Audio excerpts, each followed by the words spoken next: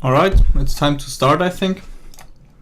As you might notice, there is no music today, and the reason for that is that I decided to do music differently because there were just too many problems with the new Twitch content tagging system, and also kind of Mixcloud suddenly playing related mixes with commercial music in them that I didn't even plan on playing.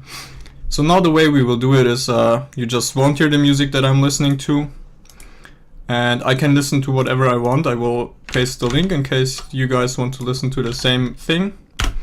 Or you can just listen to your own music, and the best thing is you can set the volume exactly how you want it to be.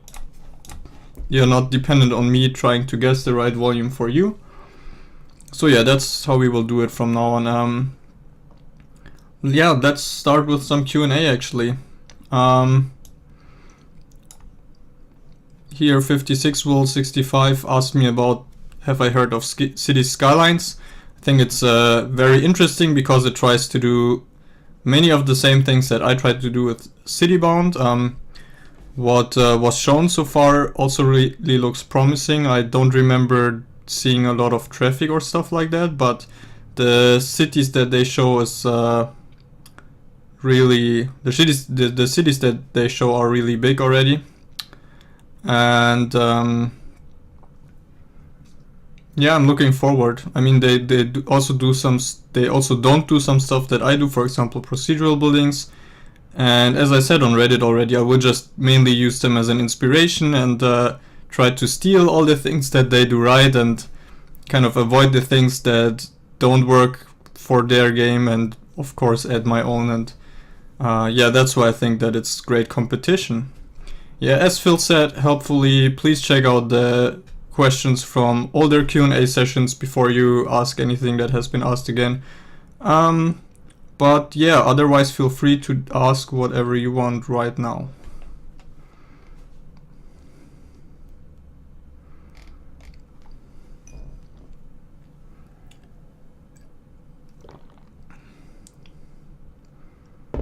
What do you mean, has dev started? No, we will start programming later, but in case that's the first live stream that you're viewing, we always start with some Q&A and then we do some development later.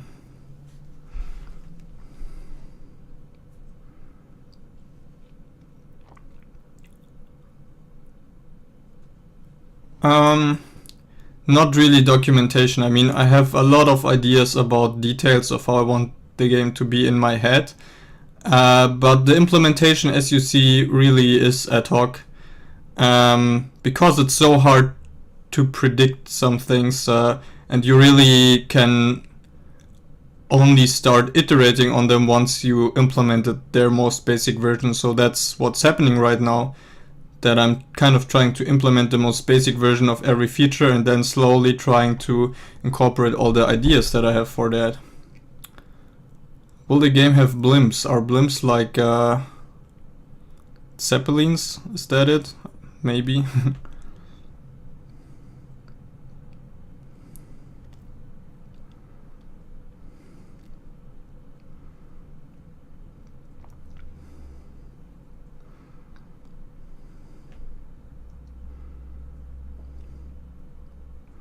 Yeah, just have some more patience. Like our Q&A sessions are usually like 10-15 minutes. I'm not using any 3D modeling software right now. All the models that you see in game are created procedurally by code.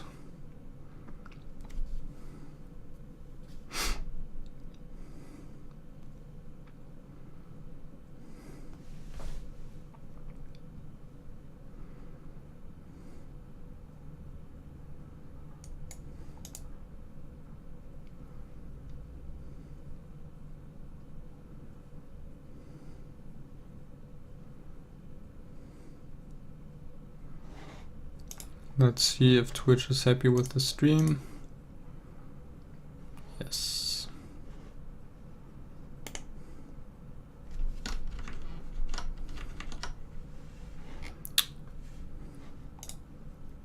How many people are we today? Quite a few already.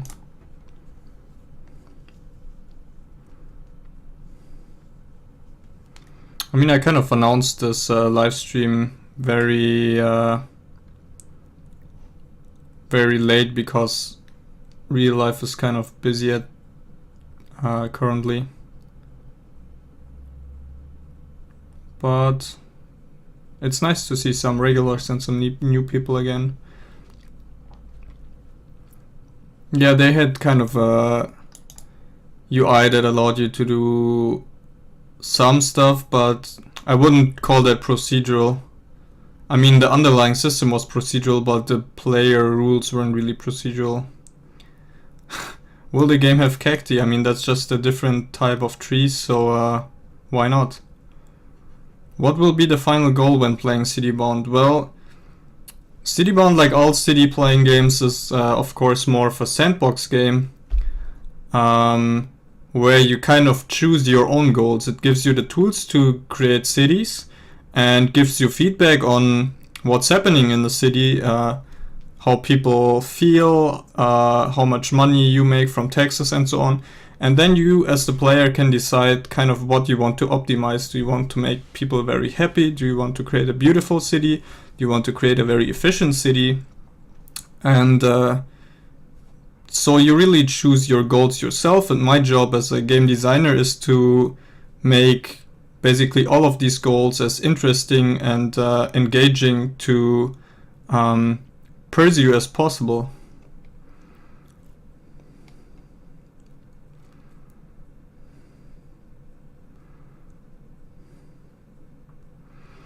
I think, yeah.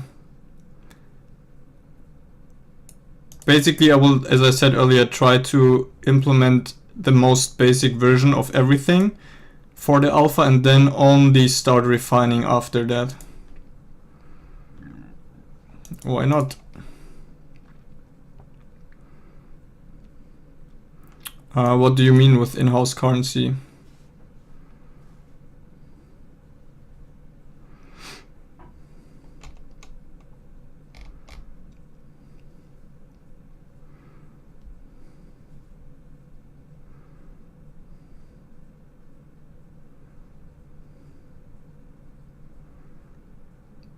No, I don't think so.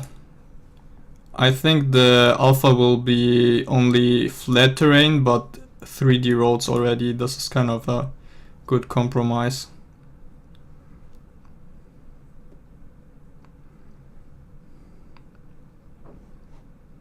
Hi, DLP Maxe. Nice to actually see you here.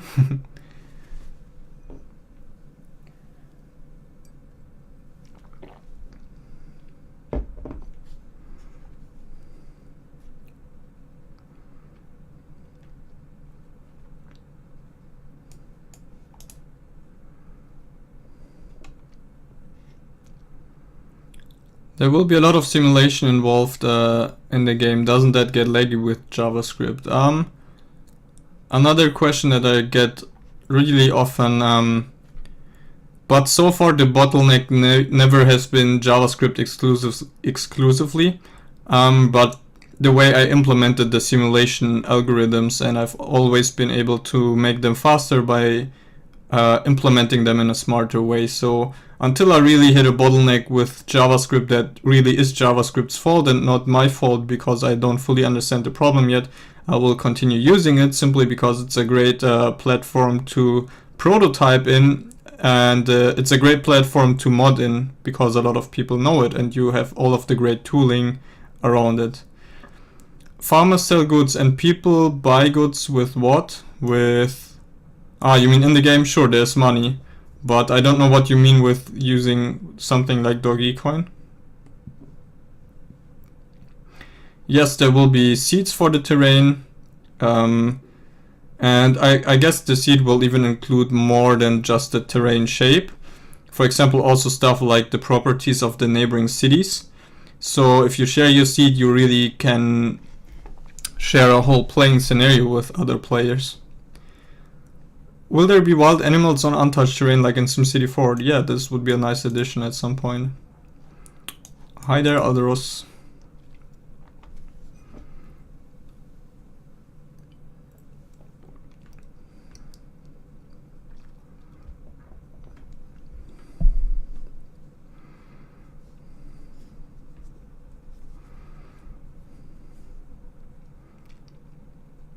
Yeah, that's true. If JS really becomes a problem, I can write a C++ extension and use that from JavaScript.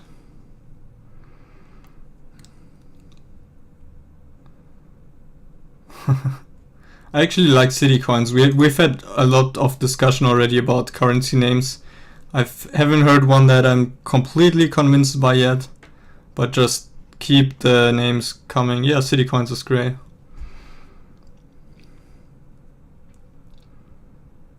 I'm not well versed in Haskell. I did work with C++, but I would probably I don't know. I would probably first try something like Lua, which can be really fast with LuaJIT, or just I think I would actually prefer C over C++. Alright, let's hear your last questions before we start actually developing something today.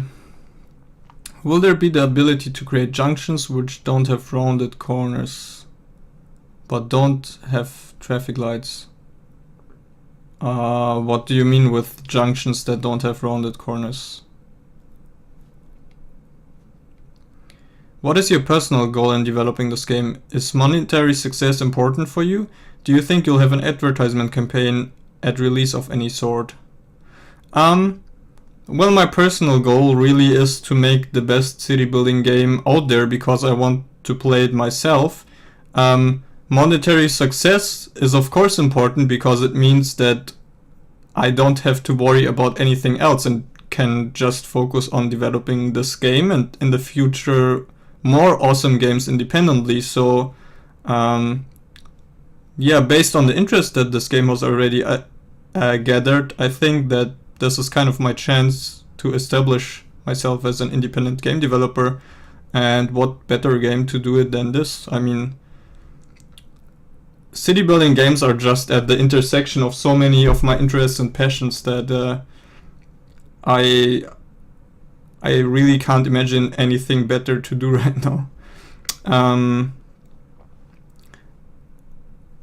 Sure, at release I will do advertisement campaigns, or maybe not advertisement campaigns, but I will try to proactively reach even more city building interested communities. At the moment I'm kind of not doing that on purpose to keep the initial number of fans low, so I can have the very direct contact that we're having right now, which I really enjoy. But as soon as the game is more progressed and can appeal to a wider audience, also because it's more polished by then, I will of course try to reach a wider audience. Yeah, I don't think I'm that hardcore of a programmer.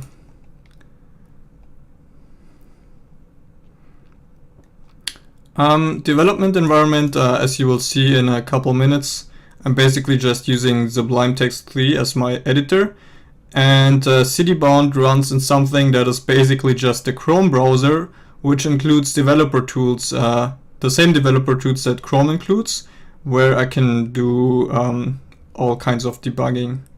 So that's kind of my development environment. Yeah, I know what Dogecoin or Dogecoin, I guess you pronounce it, is, but why do you want to buy in-game currency? This is not like a pay to get items in the game. I don't know.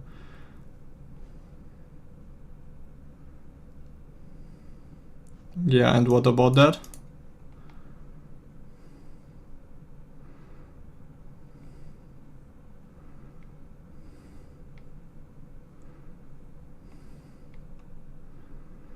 The only thing that I might add that might resemble microtransactions is something like an actual mod store, which is like the central repository where you can get and install mods from. And later on that might include mods that you can pay for, or that the creator of the mod can ask for money. Basically to make really big mods financially feasible. So this is kind of the only thing that I can imagine you buying in Citybound. but nothing else, of course. You don't need Chrome or Firefox. It comes in its own packaged version of Chrome that runs in full screen and is kind of special.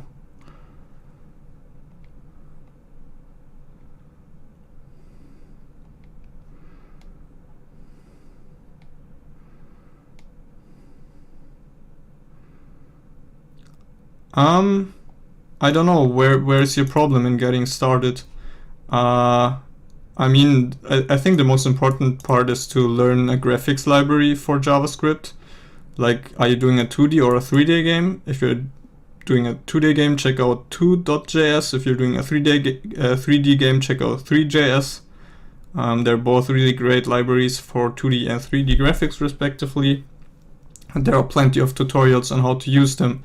And Node WebKit really isn't different from Chrome. You can just use it in exactly the same way.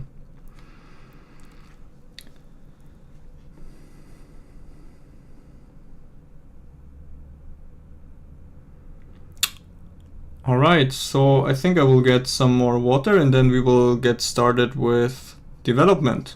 And yes, I will also announce what we will be working on today. So I'll be right back.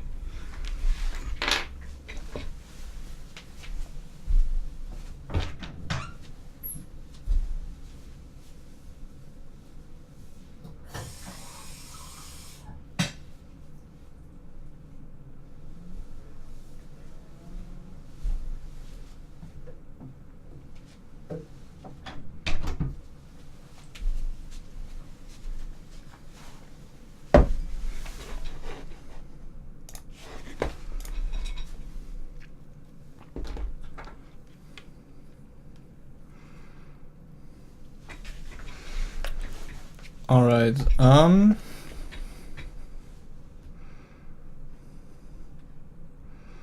So Nimper, I said that earlier, I won't be playing music on the stream anymore because there were just too many problems with that. Feel free to just listen to your own music. Yeah.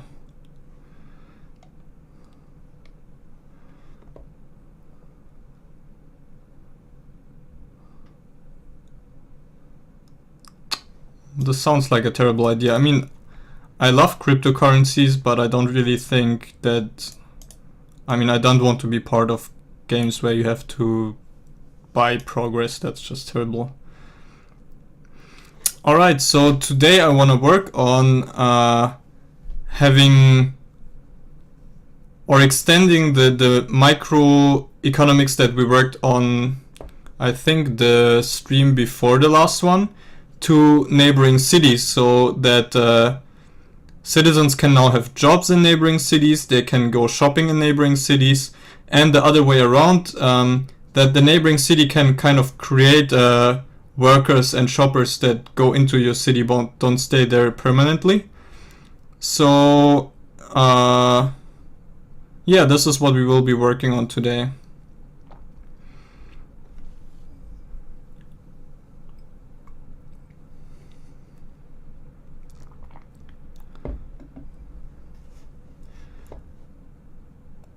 Microphone is... oh, now I see it as well. Let me turn it down a bit. Thanks for letting me know. Let me check that actually. Let's see, is this too loud? No, this looks fine. Okay. If I'm too silent now, just feel free to turn me up a little bit. Alright.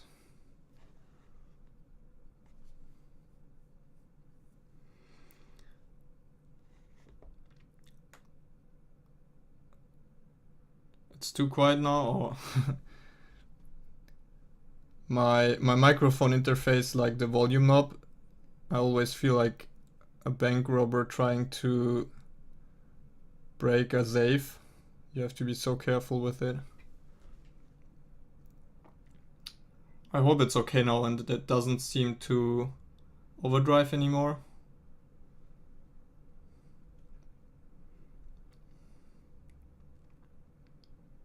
Okay.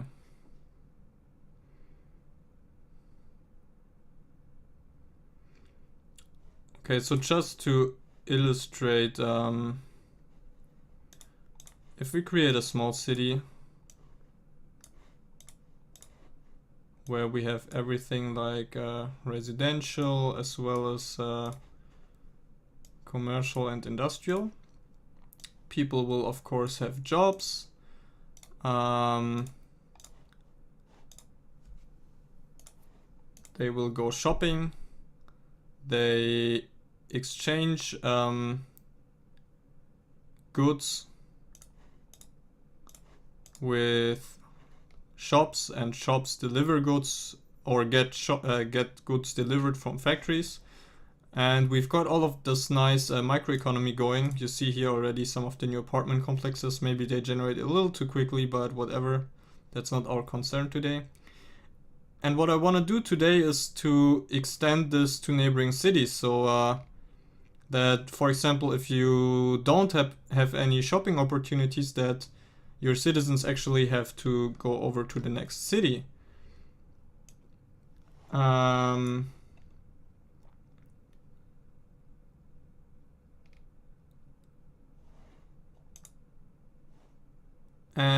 yeah, so first we have to think about how to actually implement neighboring cities, because right now they're kind of only represented in the macroeconomy. As you can see here, if we start a new city, there are already certain demands for everything, just based on the amount of resources that our neighboring cities produce, and we can see the settings that are used for that here. At the moment, each city just has one neighboring city, and it produces food and raw materials and products, and it sells some amount of them, and it consumes some of them. And this is basically the environment of supply and demand that you create your city in. And this all works nice and gives an initial incentive for people to move in and for businesses to come, even though there are no customers in your city yet, for example. But today I want to actually make it working so the neighboring city can send workers and get goods delivered from your city.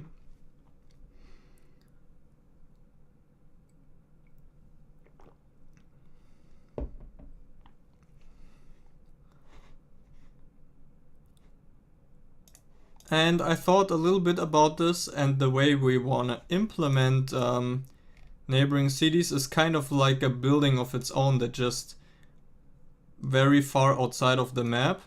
Cars can go there, cars can come from there, but it's also of course not like a building, because we don't want to have only one connection point, but for example we want to be able to draw multiple roads into the area, into like a border area, and have them be connected to the same neighboring city.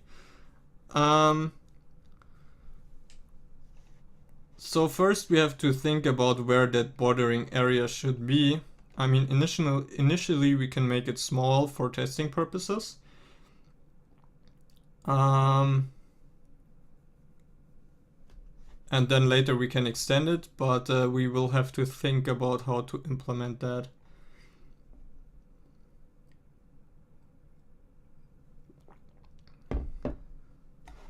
The LP Maxer, please check out the FAQ on the Citybound wiki. All kind of basic questions like yours are answered there. And yeah, neighboring cities are already an array. There's just one of them. Yeah, maybe one city per side. I don't know if that's too simplistic. Just let's do some brainstorming and think about how we want to do connections to neighboring cities, because I actually didn't think about that in detail yet. So this would definitely be the simplest solution, that if you look at our big city tile here, that we just have one neighboring city on each side, and then maybe get access to additional cities by using stuff like airports, for example. What do you guys think of that?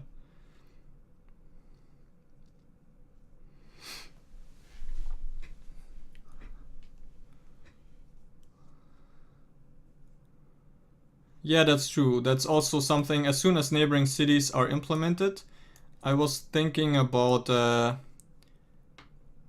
adding like procedural roads in the beginning, so you already have a connecting roads to neighboring cities. But first we have to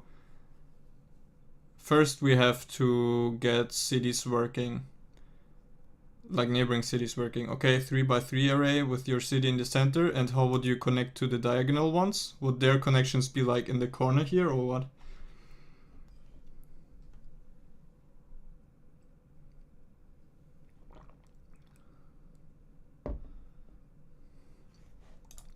Whoops. Yeah, of course, this would also be possible to just have no neighboring cities at all and have... But then you have to be completely self-sufficient, which is, of course, difficult. Yeah, that's definitely true. You can have multiple cities of your own in one big tile, but I still want there to be kind of a bigger region or world that you are connected to.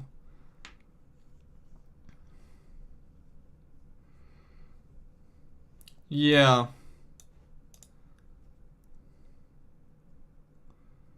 You mean just at some position? Oh, without positionally present, just one direction on the border of the map, or what?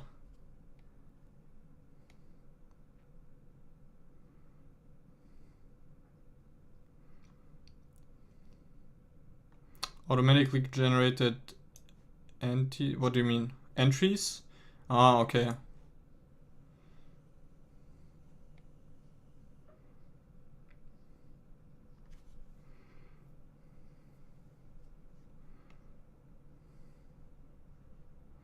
Okay, I also like this idea.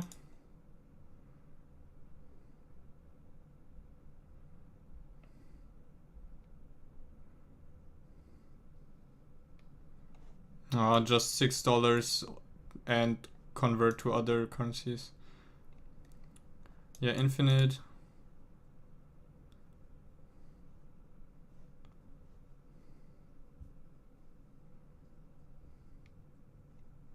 Yeah, they should definitely be far away.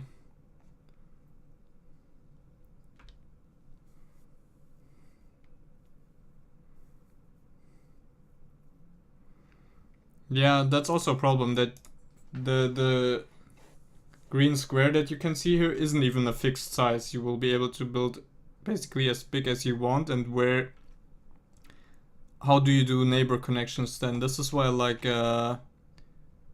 Tobru's idea of just having roads that come from a certain angle and have them be the connections.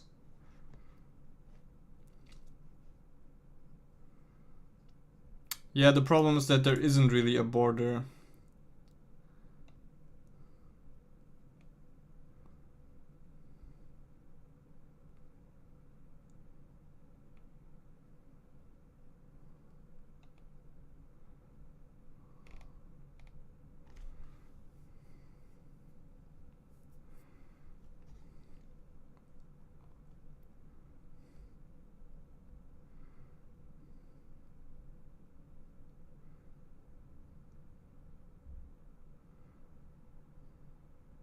Alright, I think I will go for a compromise and just have the connections be on the edge and have them pre-generated with roads. So let's maybe even implement that first before we implement neighboring cities, just the auto generation of roads.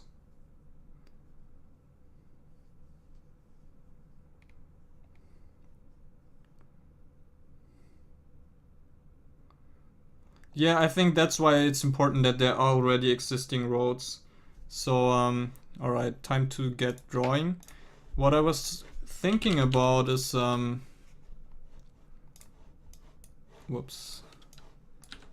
Let's say that our map size is fixed right now. I mean, 50 by 50 kilometers is pretty big. I think worrying about dynamic map sizes is too much right now, so I will just assume that fixed.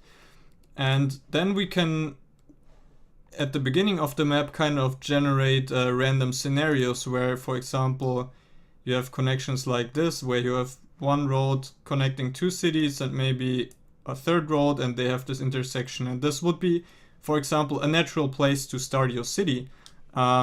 which would be really nice gameplay wise, I think, because right now with just an empty map, I mean, some people do prefer that, I guess, but with just an empty map, many players, including myself, feel kind of overwhelmed. You have this blank sheet of paper effect where you don't know how to start your city.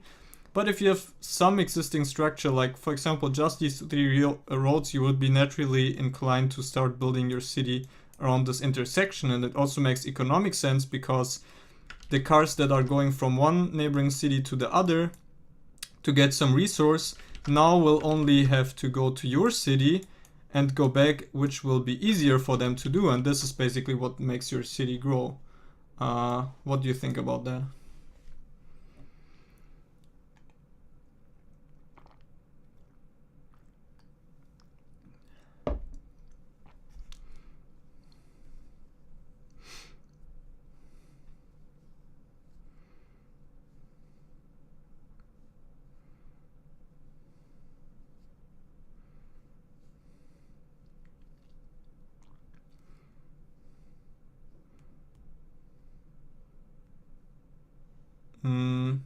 What do you mean?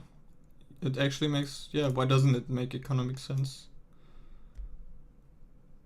Alright, great. So let's do that.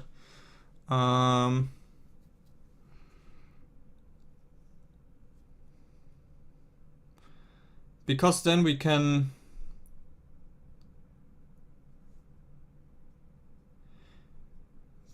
just say that as soon as you connect a route outside the border, it will be a connection to a neighboring city. So let's first start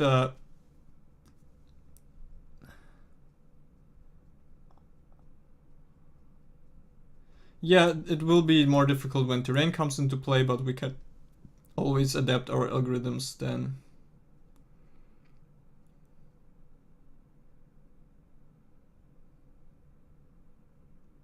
Yeah, that's why I think it's important that there are already roads in the beginning. I kind of don't want, I will open that in a second. I kind of don't want the player to allow the player to create new connections, but it should be something that kind of the world offers to you. If your city grows enough, yeah, you get a new connection that you can connect to, and but maybe that won't cost you anything. But I mean, money isn't even in the game yet, so let's just not think about it yet.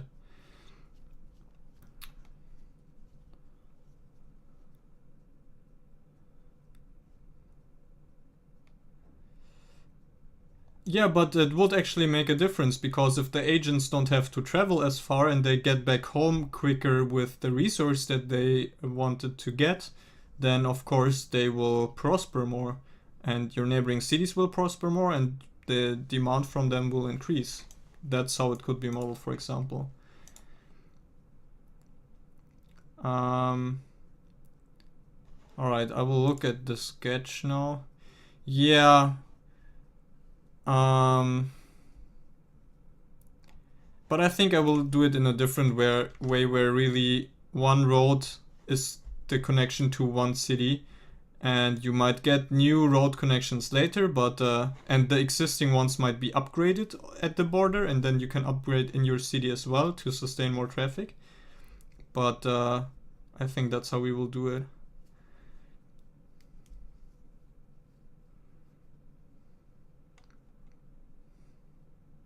Yeah.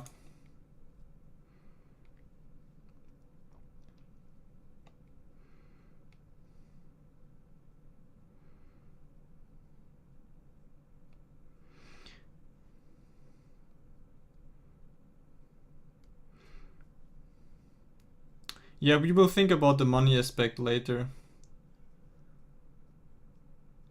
Yeah, of course there will always be the option to start blank, but I don't want there to be already buildings. I mean, this is what the game is about, to start a city. But I want there to be initial structure, and I think this is yeah, but I don't like if the player has to define that at this point.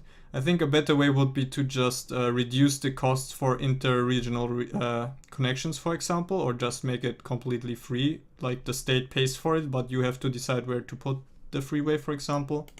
I think this is a better solution.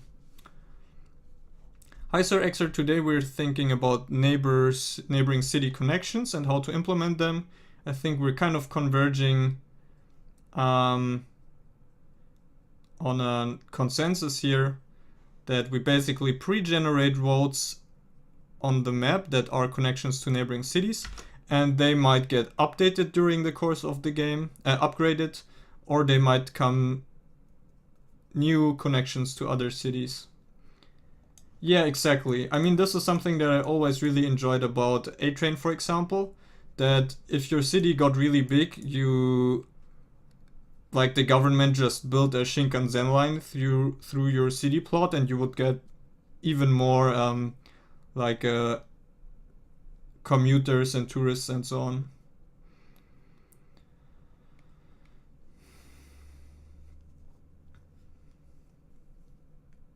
Yeah, something like this, but let's not worry about that yet.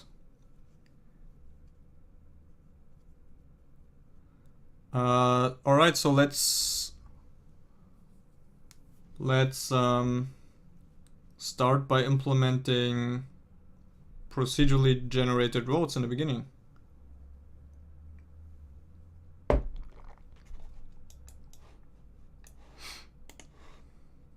So let's first find out where would be a good place to do this. I mean, here in the new game function would probably be good. So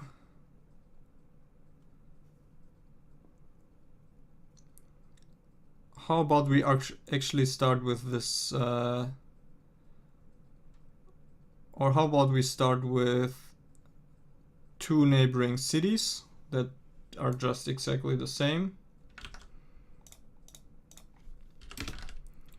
The problem with this is that I didn't know the topic for today until like 10 minutes before the live stream, so I can't announce it before. I'm just deciding spontaneously what to do. Yeah, this is a good compromise, I think. So let's start with 2 neighboring cities in the beginning with just exactly the same demand and supply. Let me just quickly look if this works out. Yes. So now here we can, let's just call a function that we will implement in a second.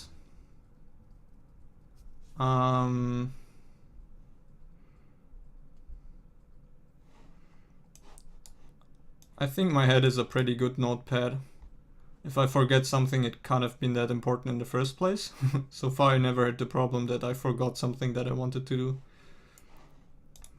Alright, so let's call this maybe create road connections.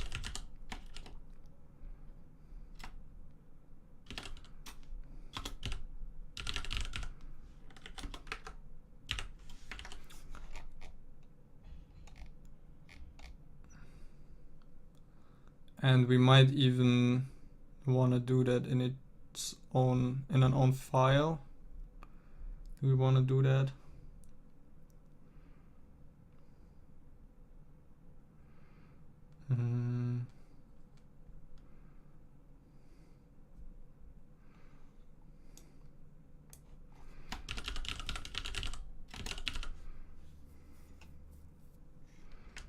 Yeah, let's try doing this. Let's create a new file.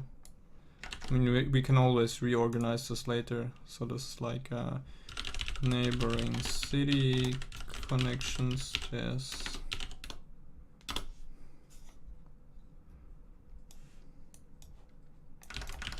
And let's just have this as like a global function. Not very nice, but we can collect everything into a module later, because I think I will also factor this out of city.js and give neighboring cities their own complete file.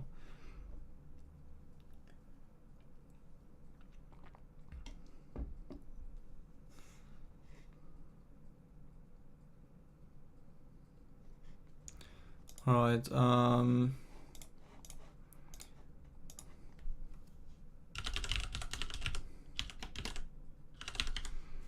Right now we'll only be concerned about the number of neighboring cities, or we might even not be concerned about it at all. Let's just try to hardcode something and see what it looks like.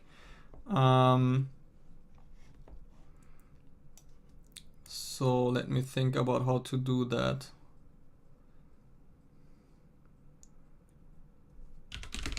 Let's just hardcode the case with two cities.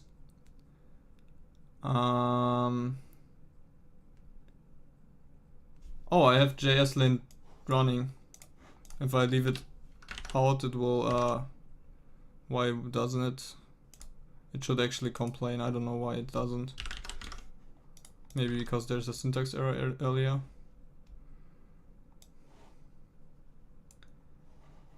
Alright. So let's just say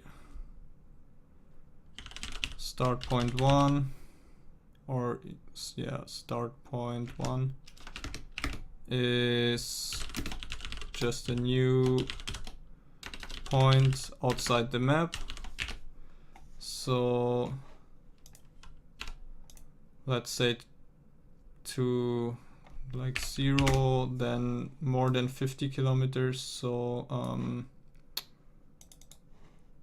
let's say like 60,000 and 0. The other start point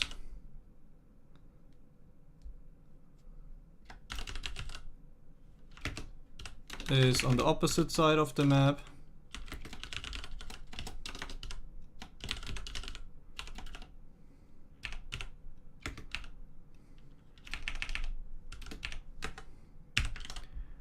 And I mean, the simplest thing would be to just connect them with a straight road. We can do that by, let's have a look at this lane, no, lanes. No lane connections, hold on. What we want to do is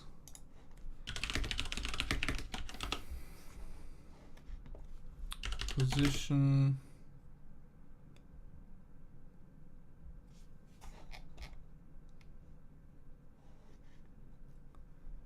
is start point 1. We don't need to specify a direction. Our connection type is free because there are no other lanes yet. Yeah, that's all, I guess.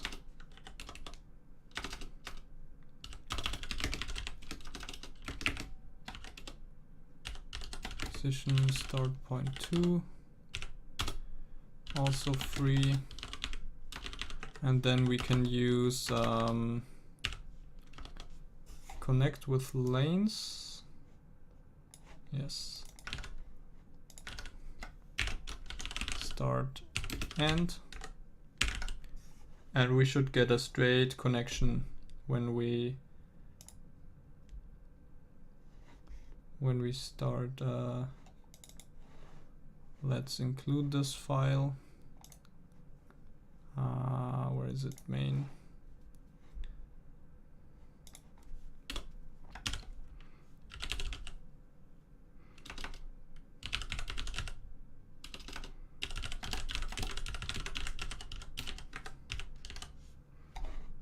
Let's see if it works. We get an error.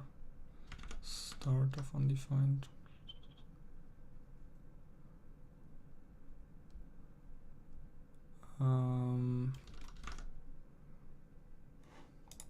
Let's see there.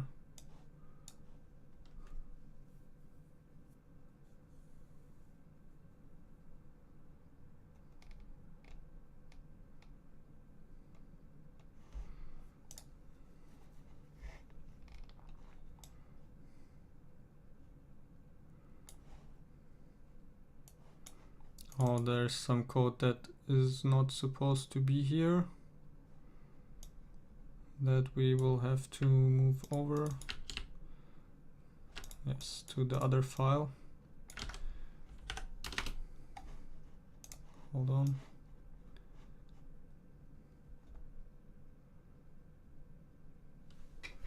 Oh, my voice is still too quiet. Yeah, I tried to mess with the microphone earlier and it was too loud.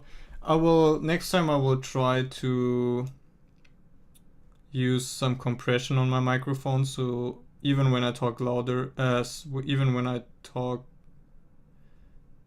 not as loud, it will still sound loud.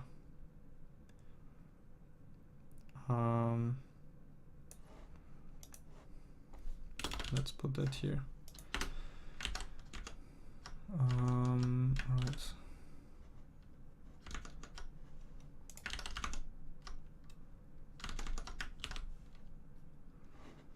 Now can we still do line connections? Yes. And but there is no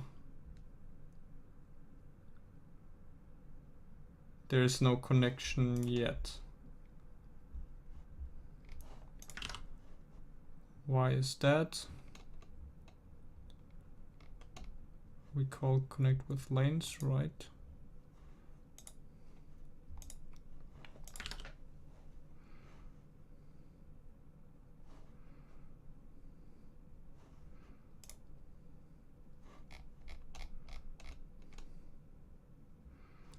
I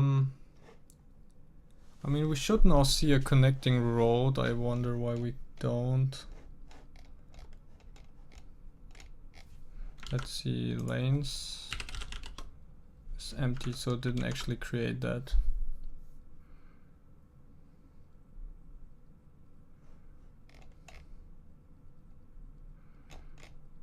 We actually have to create them. Oh, yes, sure. Hold on.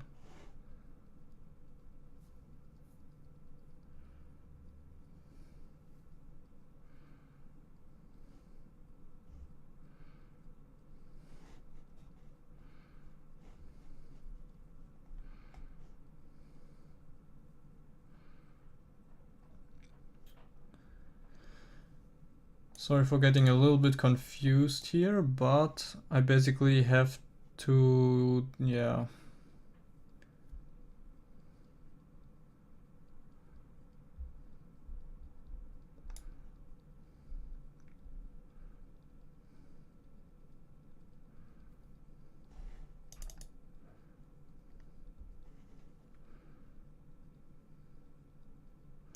Okay, so let's create a helper function in here.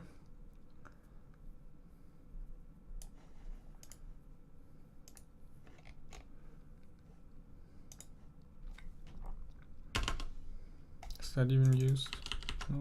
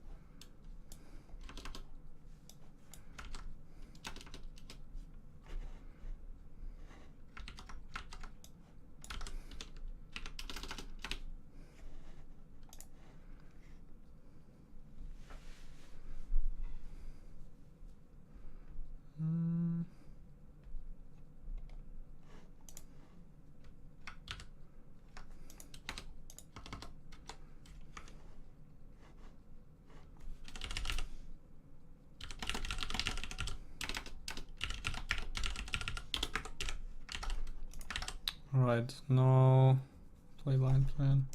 This is more refactored and we can reuse it elsewhere. Let me try if everything still works. Can we still create them? Yes.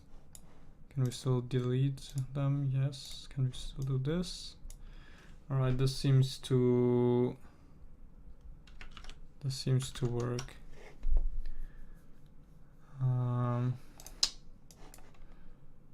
Great idea if I can read that.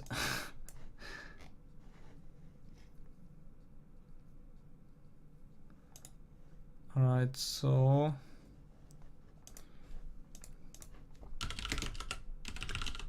now we have planned lanes, and now we can use this apply lane plan.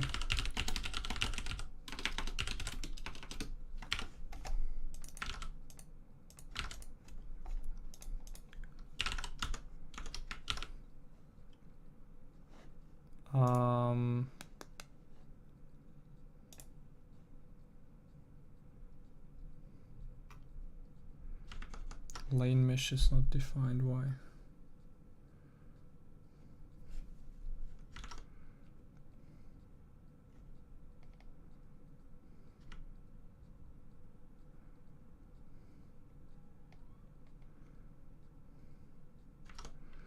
I guess but lane mesh should be defined. Oh no.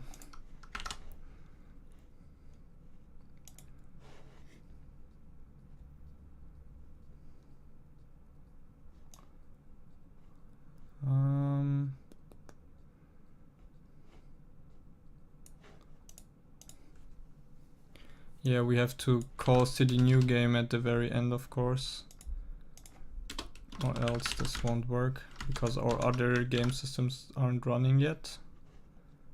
So, and now we can see that it created our initial connection road. But okay, I actually mixed up the sides. I wanted it to go from left to right, so let's do that instead.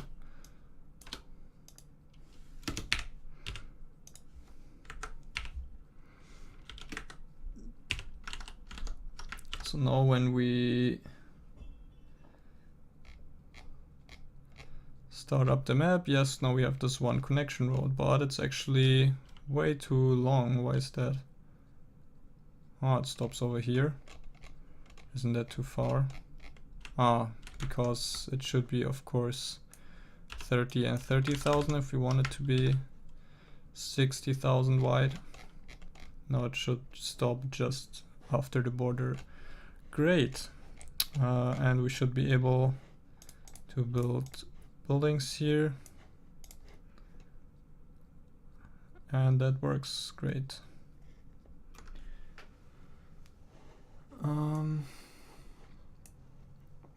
Yeah, people were asking about if I have modules or stuff like that. Not really. I mean, basically what I do is I load all of my files by hand, as you can see here. And then some of these files are organized with like a module object like this, where I kind of have a global object with methods attached to it. But sometimes I do very ugly stuff like just defining global functions. And I will clean that up in the future, but for now it's the quickest way in which I can prototype, and also in which I can see which part each module requires of each other module. So I can create nice APIs in the future based on that knowledge. But for now, I'm doing a lot of stuff just in the global scope. And I know that you worry about the hard-coded values. Alright, so let's try doing something more interesting. Let's actually not make it perfectly straight, but a little bit random. And for that, we will introduce intermediary points.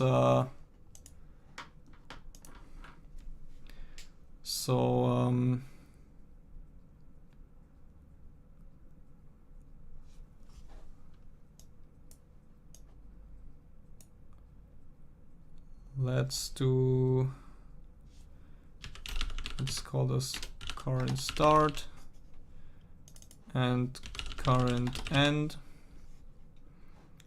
And let's create let's just have it this random offset.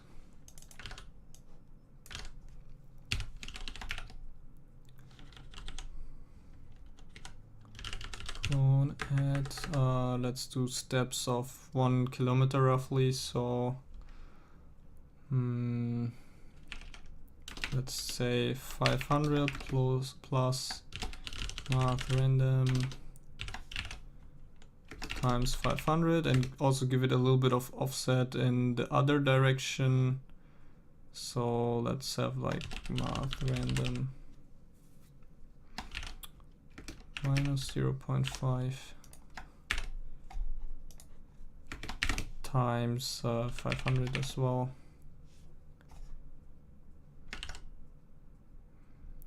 And then let's see what that looks like, just the first section. Also let me move over chat again so I can see it.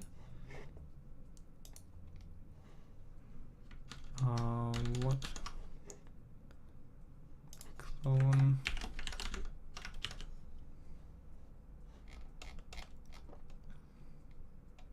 That seems weird.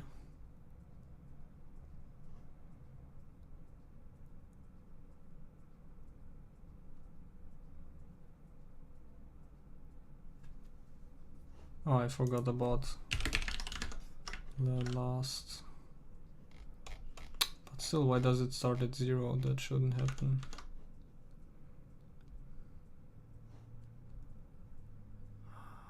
We're adding to it, right? Why would that happen?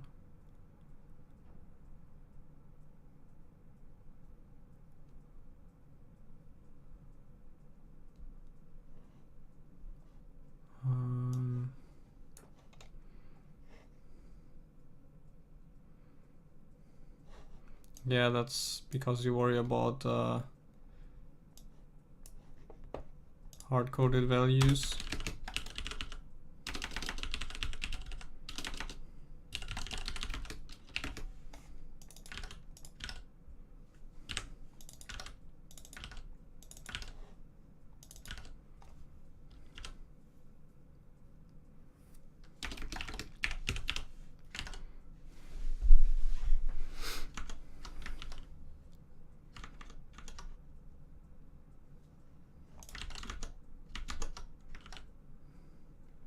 But still, it shouldn't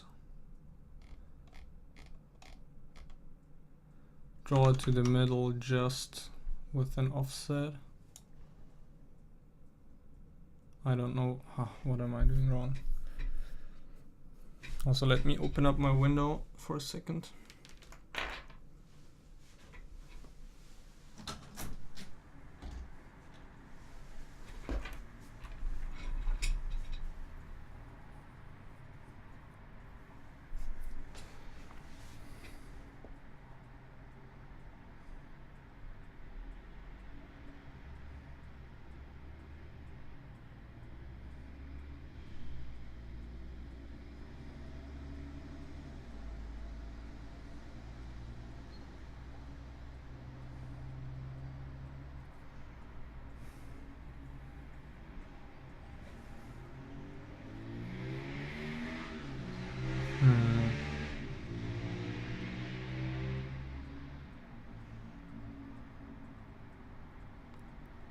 What am I not seeing?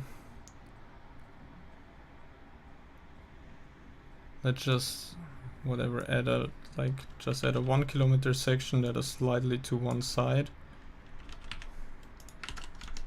Basically, I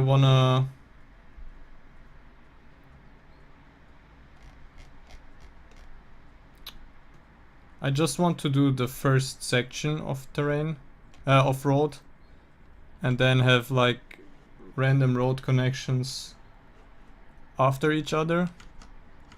But so far it's only connecting to the middle of the map, and I don't understand why, because I'm just trying to do a very basic offset.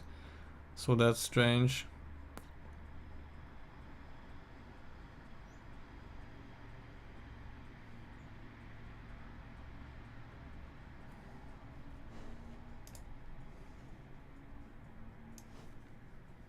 Yeah, but just I'm offsetting it by to be outside of the map, which is correct, and then I want the next one to be inside the map, so technically it should be minus here, okay, but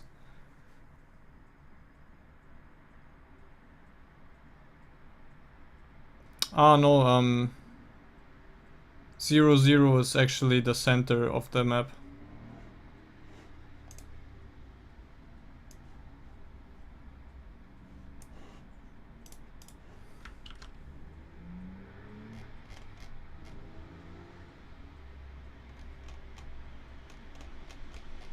So if we look at this lane, I got a warning. Add only accepts one argument. I see. Sorry, I'm just misusing 3JS. Of course, we have to add a vector, not the components individually.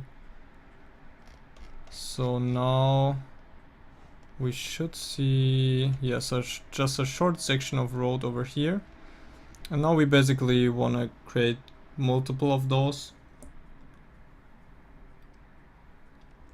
And just keep going over the map until we hit the other end.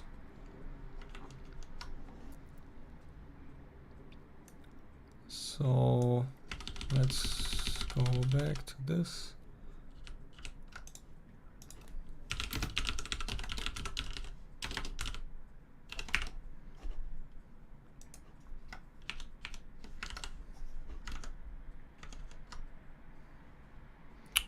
The stream today will be 2 more hours from now. Again, will be a short one.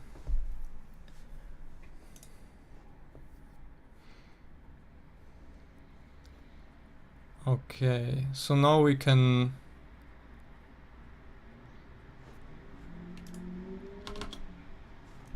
create a loop, or I guess while current end, the y coordinate is bigger than minus 0.6 times terrain size. We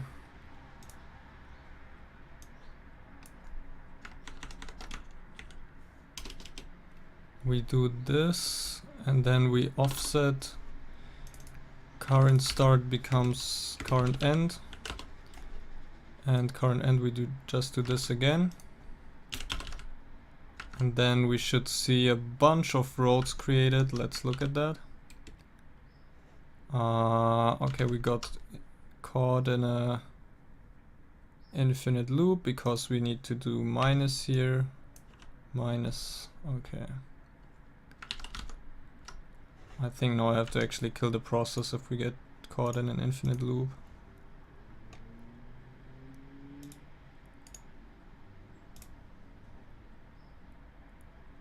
Oh, there's still one running, that's strange. Okay. Let's move the chat back over so I can read what you're saying.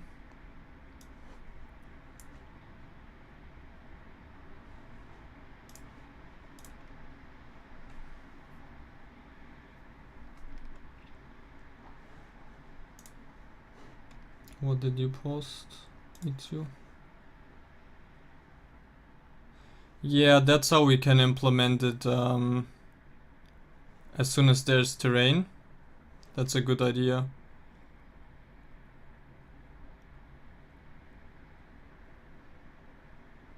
Yeah, I will look at that some more later, but for now we're just implementing a really basic version of that.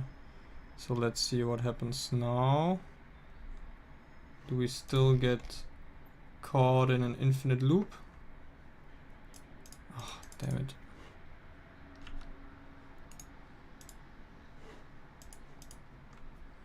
Yeah, I guess we're still getting caught in an infinite loop. Let me kill Citybound again.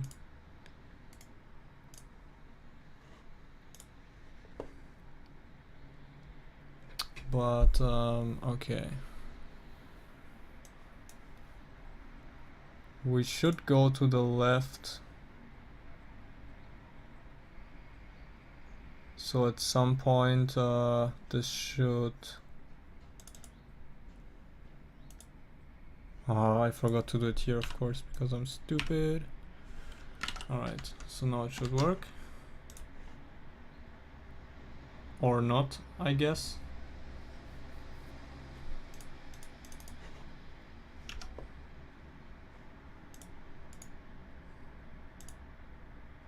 Alright, I think I'm really distracted today for some reason, I don't know why, so we will have to do some stupid debugging. So let's just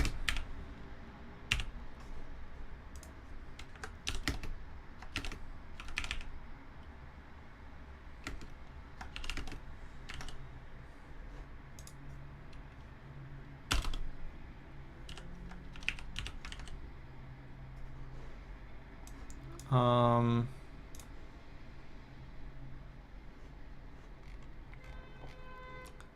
the y-axis is actually this one, the x-axis is this one, and the z-axis is the one that goes in the third dimension.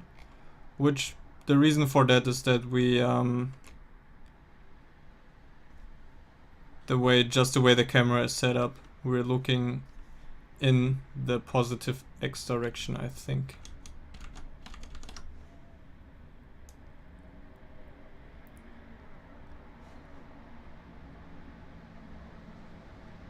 Alright, so why, like, we create a lot of roads, but way too many, like it doesn't stop over, it stops here. But I don't think because of the distance, but because of our iteration count. So why doesn't this work? Our Y position here should be less than, so let's find out which lane this is. I have to enable debug messages again, hold on.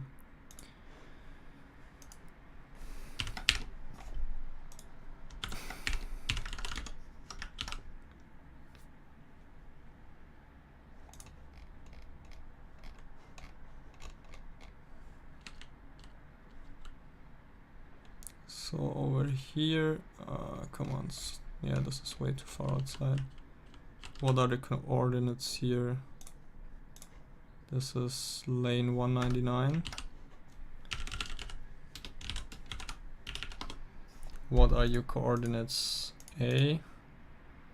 Y is at 900. Why is that? Oh, X is this? Oh, of course, because we're doing X. What? Yeah, we're doing X. I'm stupid. Forget about that. Of course, this never happened, so now it should stop early enough.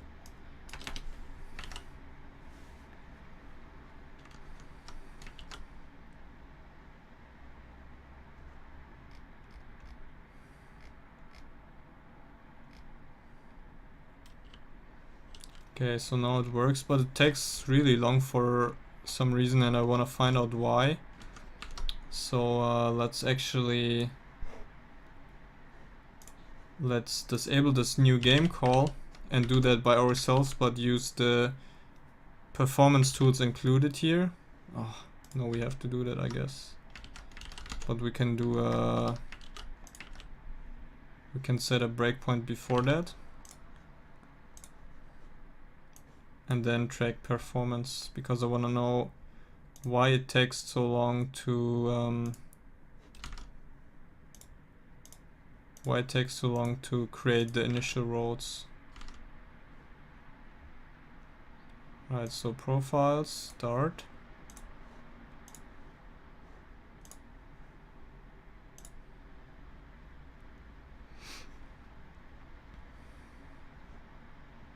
Come on. And it's done, and now we can stop the profile and see what most of the time was spent in. We can actually look at it like this. So we see here that create neighboring city connections takes almost 8 seconds, which is of course bad. And we see, okay, here we call apply lane plan, update lane mesh. And okay, it just takes a lot of time to create all of these roads, I guess.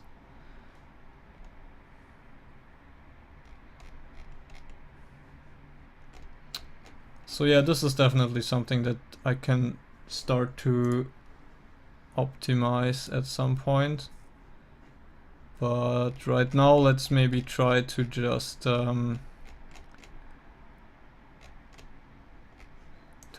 create less roads.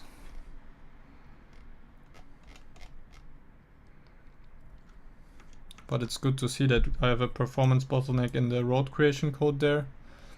So let's make the step size bigger.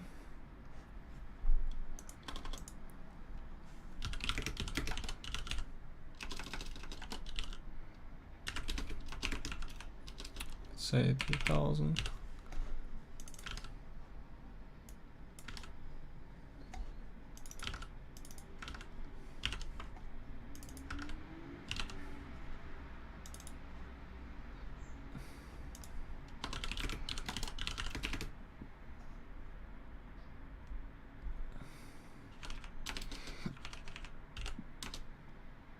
Well, let's do even more.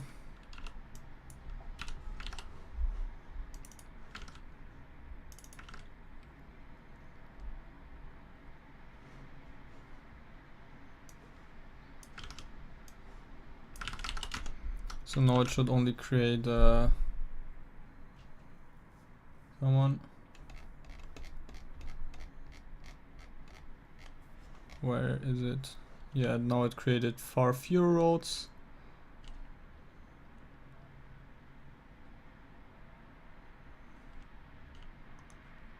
But now, of course, if we look closely, we see that they aren't actually connected and they are all straight. So let's connect them.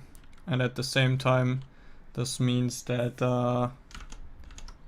they will curve appropriately.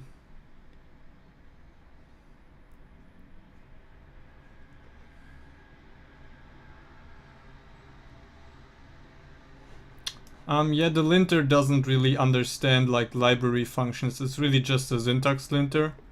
The problem is that I was misusing a library function.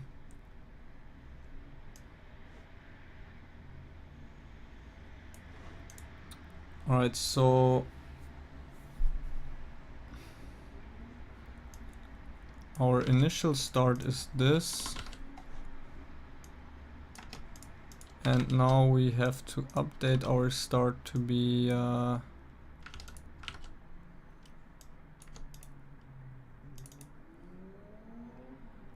type is direct.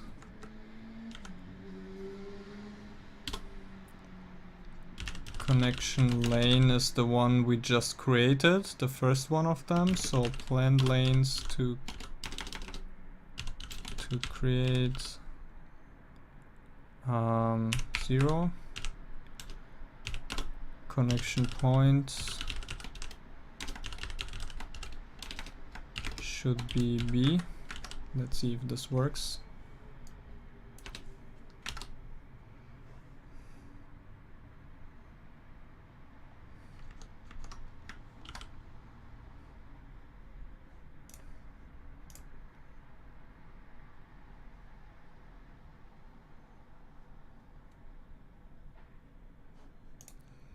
What is happening?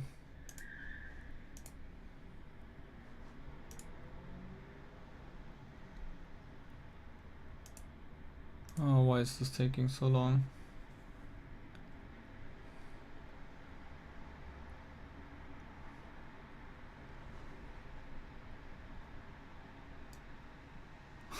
You want a coordinate grid? Why? Alright, this is taking way too long. I don't know. No, it's done. And do we have curved roads? No. But, okay, let's see why. Are they connected? Yes, they are connected logically, but it didn't create curved roads. So, are they connected correctly? Next ID is 17. Yes, this is correct. Next is 18. Yes. Alright, great. So, direction.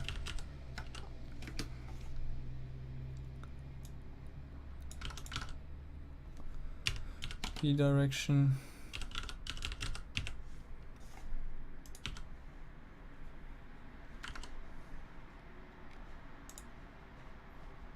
This should be correct.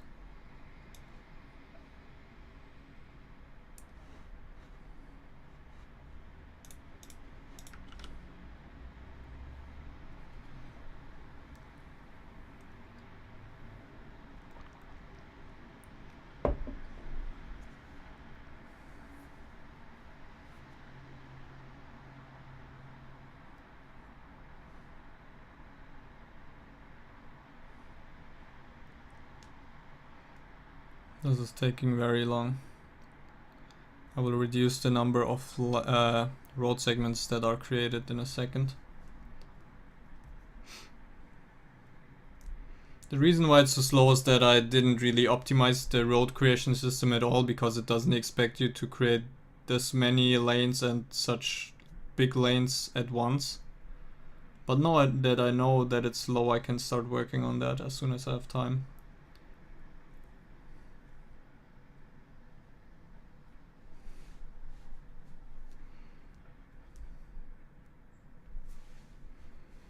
Jesus, this is way too slow.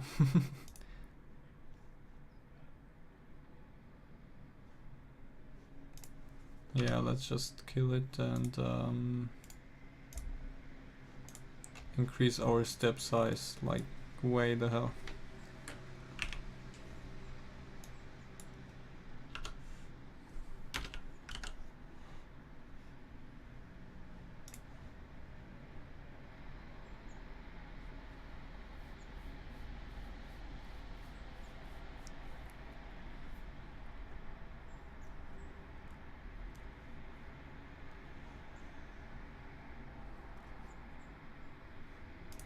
Alright, let's also decrease the size.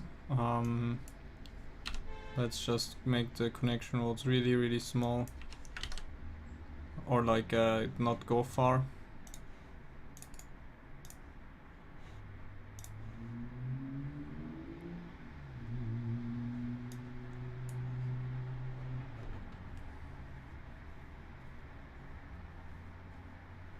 Jesus, this is horrible. Alright, I'm going to use this as an excuse for a bathroom break. Let's see if it's done when I'm back. Oh, it's done. Let's see what it looks like. Alright, it looks kind of broken. Terribly broken. That's strange.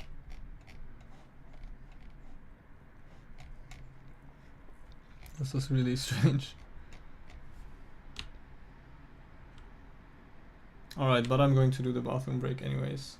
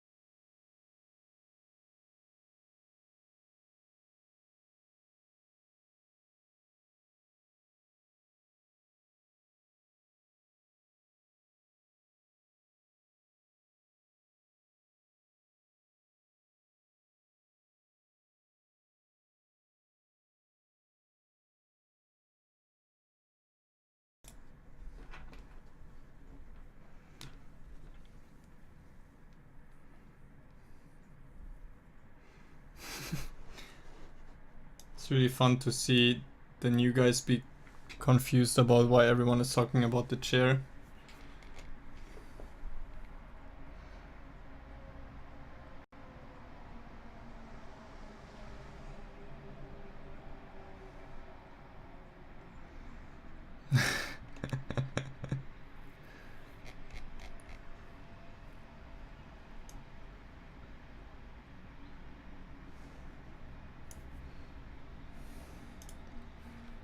Alright, let's do some more performance measurements. Actually, I want to get to...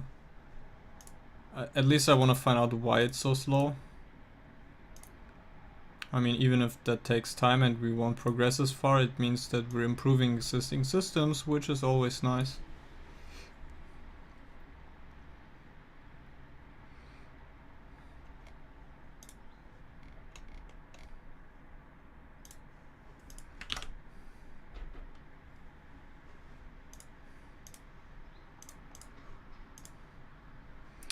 Let's profile that.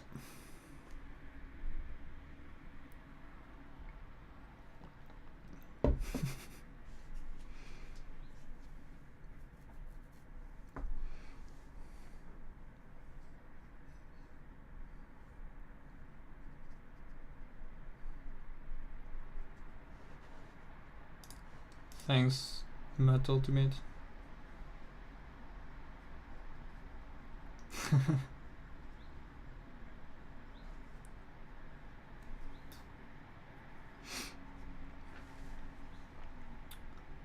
So yeah, for everyone who just joined, welcome to We're Waiting for My Slow Code to Do Something stream. I hope you enjoyed.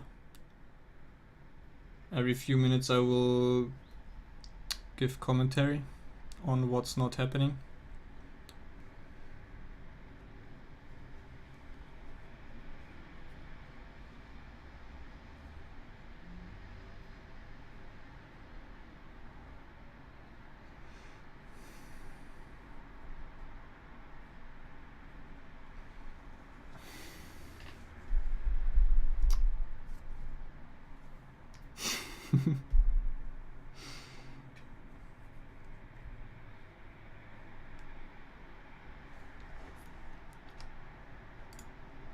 So you can see it's working. What? It's not even doing anything? What the hell? It's not even using CPU. Oh no, it is. It just doesn't show here. Yeah, it's using all of 2 cores. That's crazy.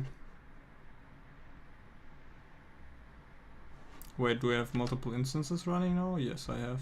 No, I don't. Just one. But still, it's churning away.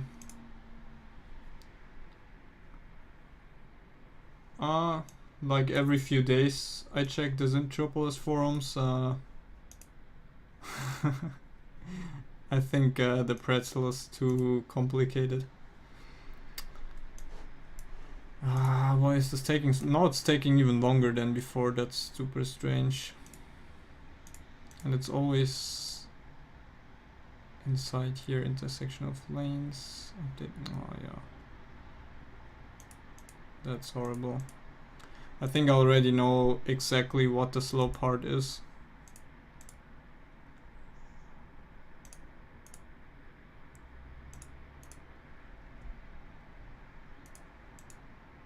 Now it's done finally. So we can see our profile. Let's actually find out what it is. So 90% in it. And then what? No. I wanted to do it like this. In it. New game. What the hell? How is it sorting this? I don't understand it. No, self. That's what we want, yes. Alright, in it. That's where we... what? Why doesn't it do... Alright, no, this is what I wanted. Total. Now we have a hierarchical... yeah, that's kind of what I'm doing with the breakpoint. Let's see. Update lane mesh. Okay, most of this time is spent here. So, right, let me think about how we could fix that.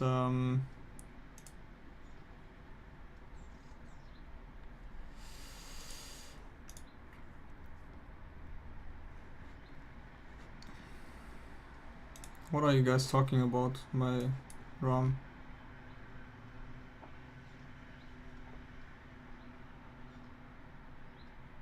No, Citybound just has multiple processes, that's normal. Because the Chrome browser is multi-process. Ah no, but you're right, there is multiple ones, sorry about that. So I think, yes, I can kill those.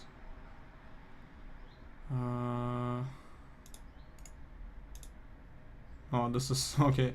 Just kill all of them to be sure. But okay, I know where the problem is. Let me see if I can come up with a quick fix for that. Hold on for a second.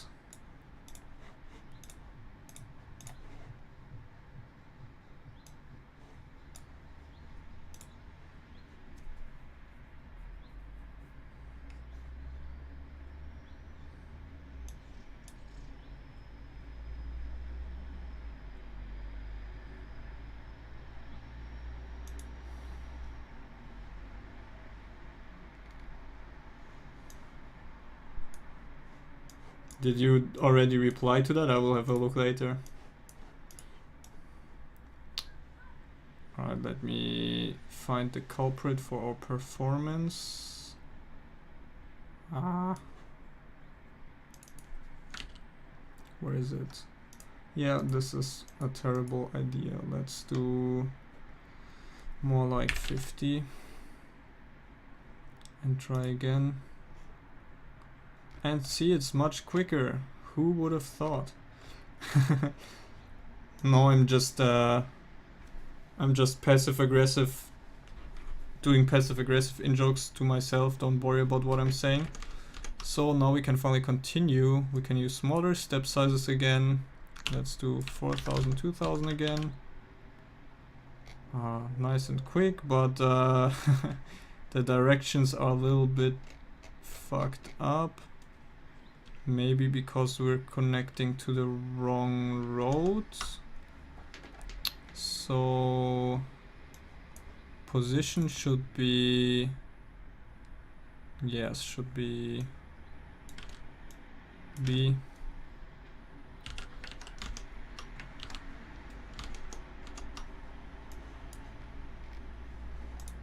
And now it looks even stranger. But the arrows line up. What are we doing wrong? So the first one is straight, the second one should be curved, and this indeed curves correctly, but the other half doesn't.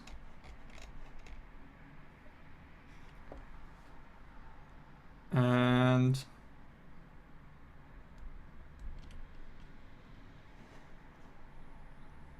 I could explain in detail what I just fixed, but this would be too much and is not really important right now.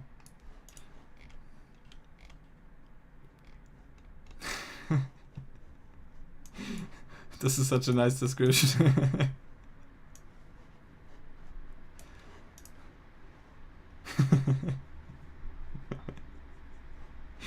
This is basically all of programming. Like, he cursed and changed something to another value and then it was fixed.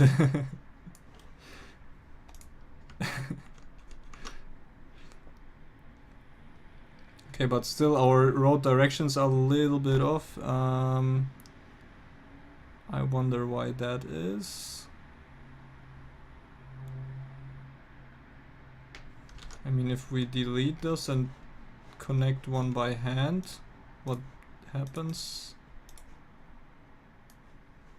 Okay, this works properly, so why doesn't it work? I think I understand.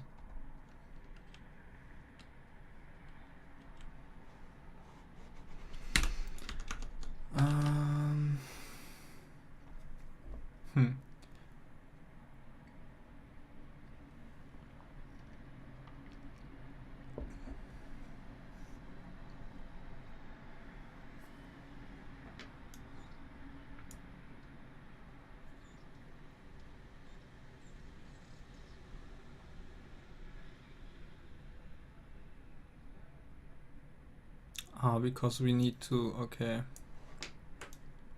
Hold on for a second. We need to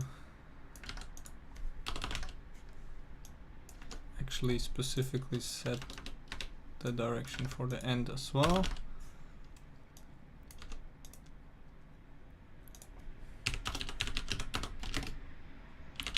Get, what is it?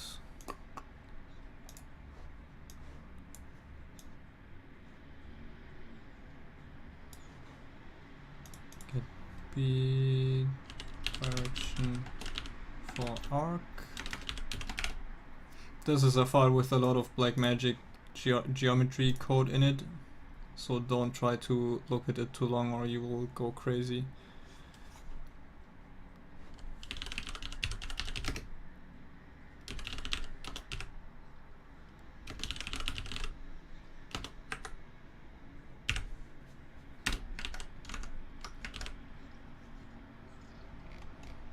Right, and now we have a nice and curved initial road, maybe a bit too curved. So let's tune that down a little bit, and we can now increase the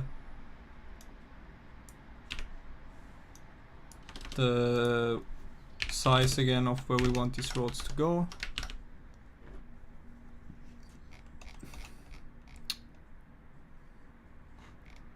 Now we have a kind of very curvy road through our as our initial map.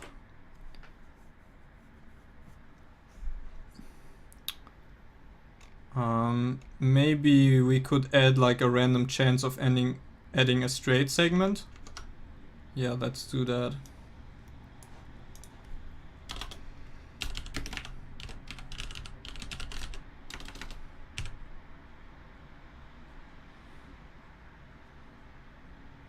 So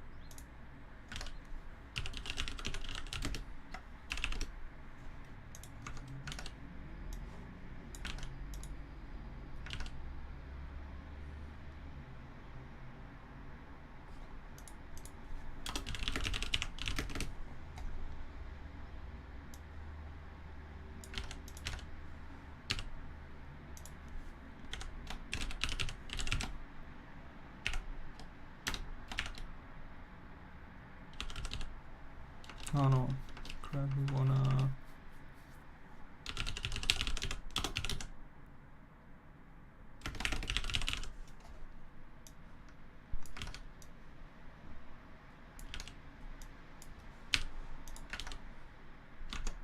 Let's see here. Oh, okay, this didn't work, interesting.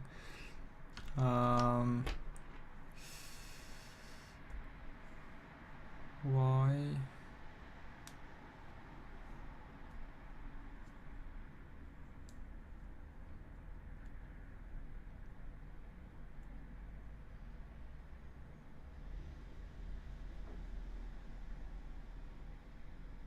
Oh no, it should be...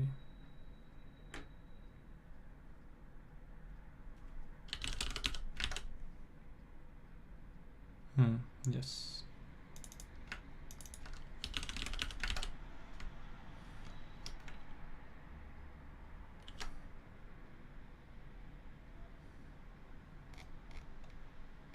Oh, even more broken.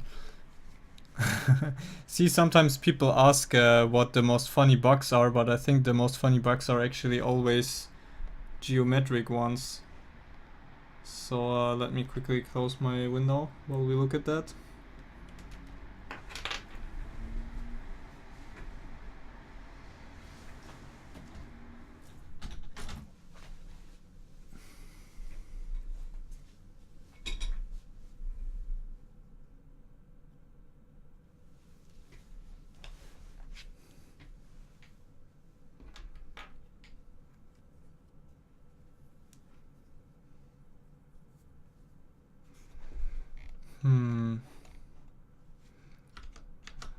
Something I'm understanding completely wrong.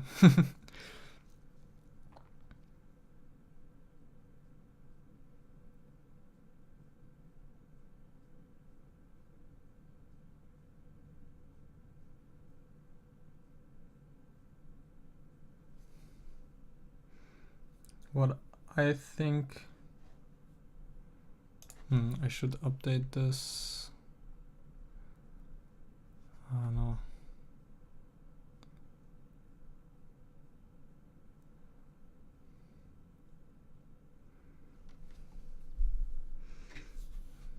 Let me think about this.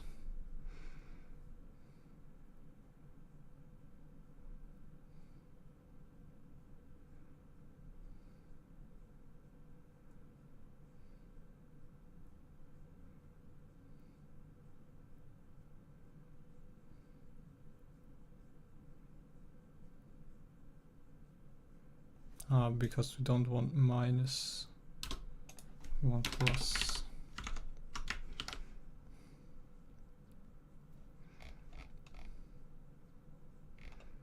Still looks broken though.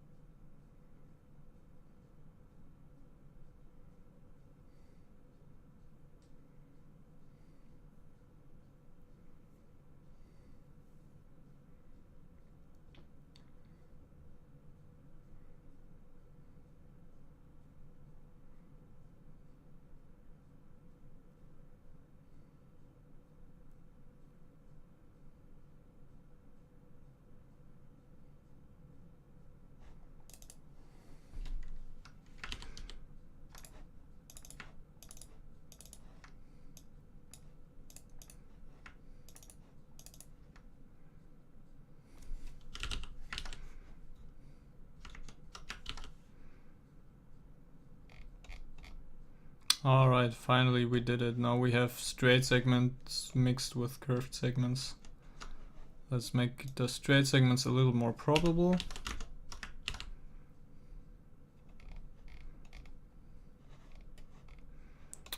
And we have a nice initial road. We can even make it a 4-lane road, for example. Yeah, let's do that.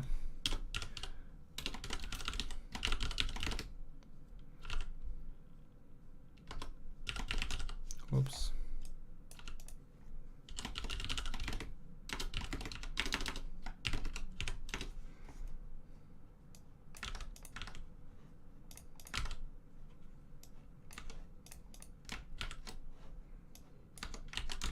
See if this works.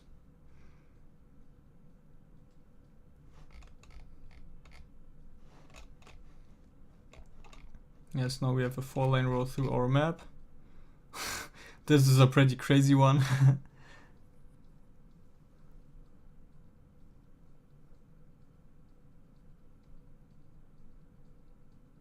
kind of like how it just goes out of control. If you can even see that at lower resolutions, it's really far away. Let's actually make them less probable again. straight segments.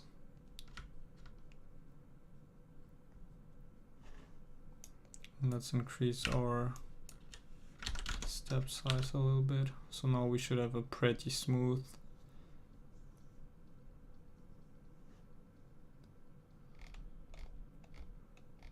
Yeah, now we have a nice and smooth, like not straight, but kind of realistic looking road going through our map. Ah, the game is lagging. I wonder why that is, but we can find out now. Let's see what is lagging. So as you might see, when I rotate, every once in a while it just completely freezes like now. Then it continues. So let's find out what that is. Let's stop the profiling. Look at the chart. We can see here in between, this is where it lags. No, here this is where it lags. Up plan buildings. It tries to create building. Because now there are of course millions of seed points. The problem is, no, it's not garbage collection. The problem is that now when we create really, really long roads, we create a lot of seed points for buildings. And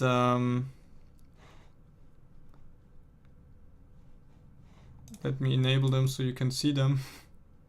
No, but then it will take even longer to just display them. But now there are like millions, or let's see how many actually. Building seed points dot length. Yeah, there's like not millions of course, but like 15,000 seed points for buildings, and all of them are checked if they are a suitable place for buildings to be generated. So how would we actually work around this? Maybe we don't want to create seed points on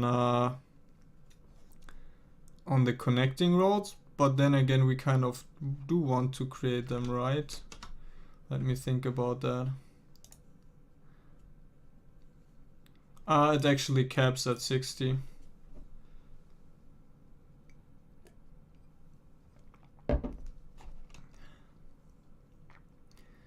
The way it works is that they are generated when you create a road, and they get disabled if there isn't a zone, but still they are updated every once in a while to check for to incorporate zone changing.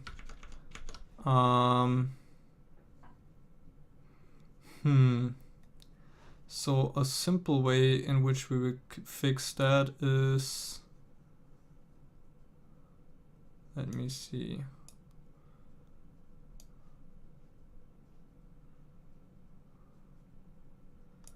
I mean, do we really need to update them all of the time?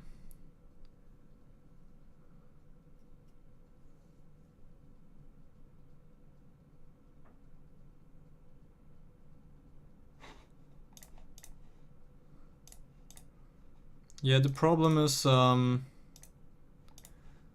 do I know which seed points to create when I'm zoning?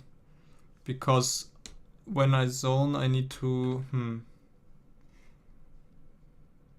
Yeah, I think that's what I'm doing. Let me actually find out something real quick. Hold on, where is it? Oh, let's create a new one.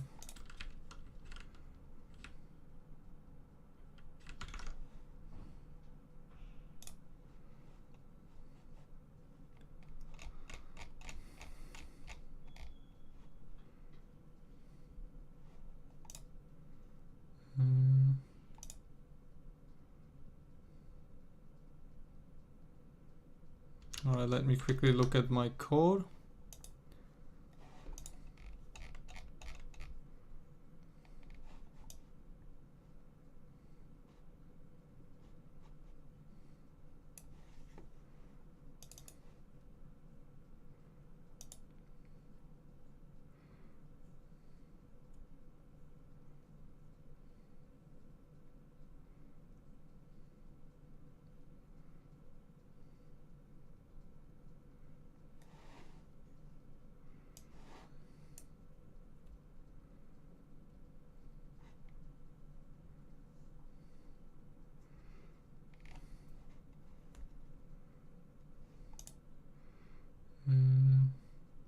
So yeah, we really do check them every time, which is of course unnecessary.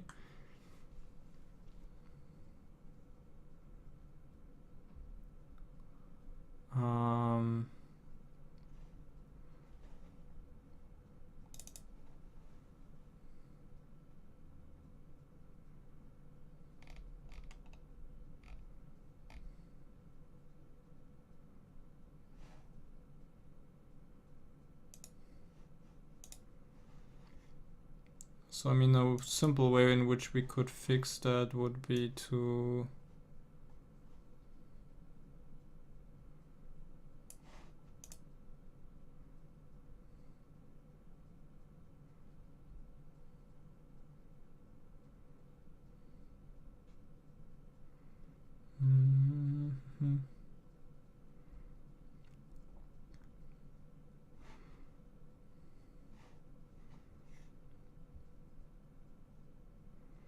I mean, this is kind of a stupid fix, but let's just do it for now.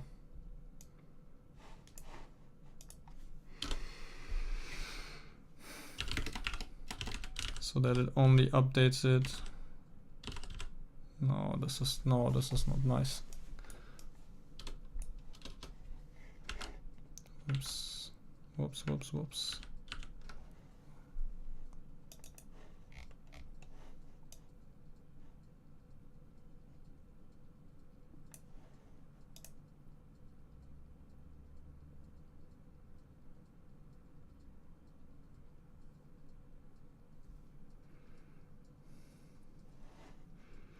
Yeah, but the question is, what would make them dirty again?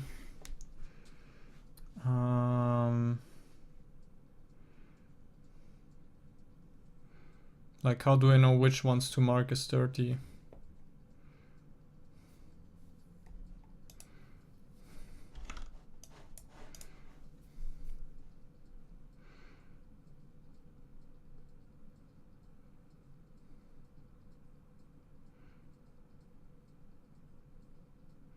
Whatever, let's just do a quick, let's just actually do the quick and ugly fix of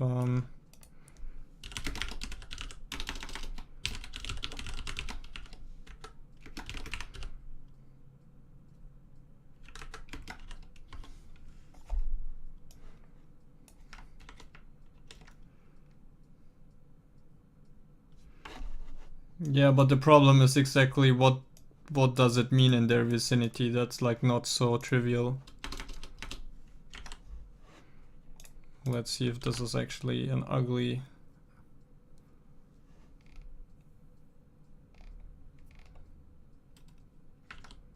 Oh, hold on. Oh no, we need to do that. Need to do at least this, okay.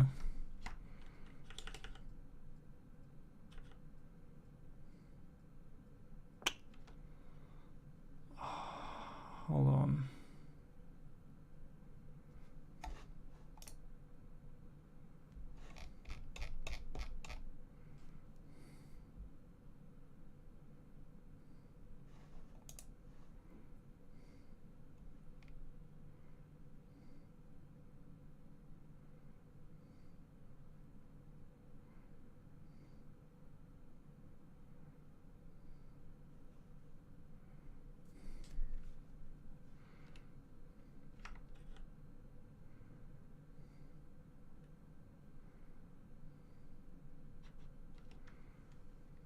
Yeah.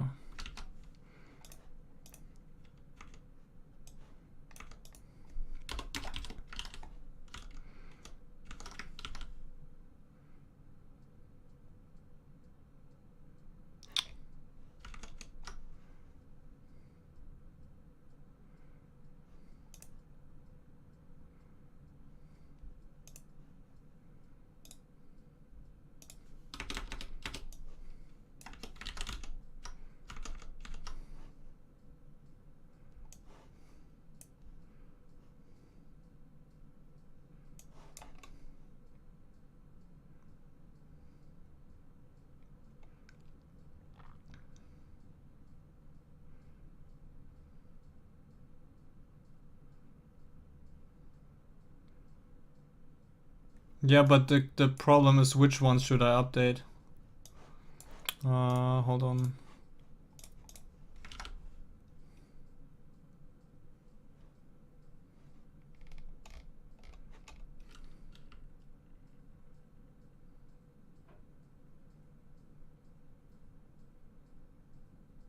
Yeah, I mean, no, there's still a little bit of lag.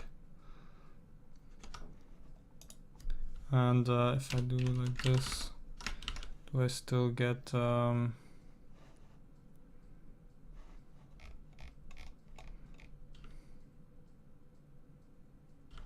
whatever, it's a quick and ugly fix for today. 2 buildings grow there, yes.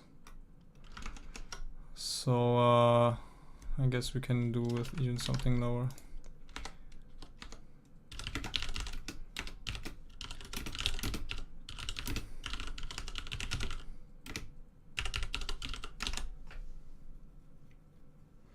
Yeah, I don't want to implement anything complicated with zones right now.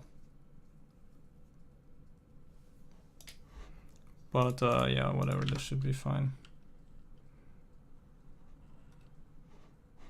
Let's see here.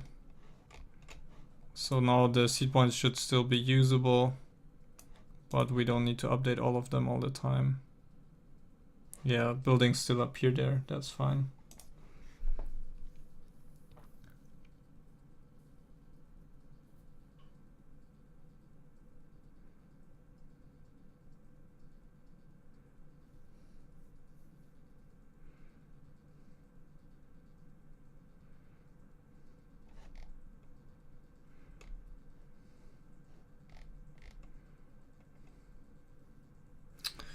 Okay, great. So this means that we can actually start thinking about how to implement cities. We've got just 1 hour left today. But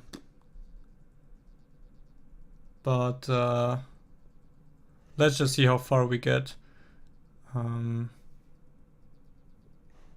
I'm a little bit distracted, so let's do a small break with just Q&A. And I will eat something in the meantime.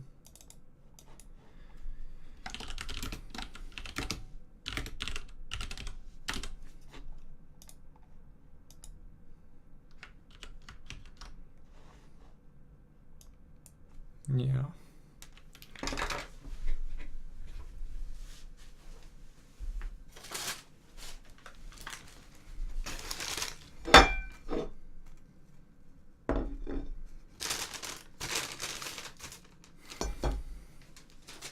Actually, I'm now switching to a croissant. Did I get your email? Which one? When did you send it to me? Like today? Let me check.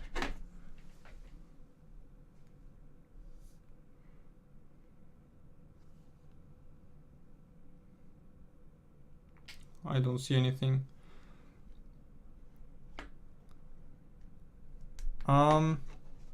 Okay, let me check. Did I miss any questions? No.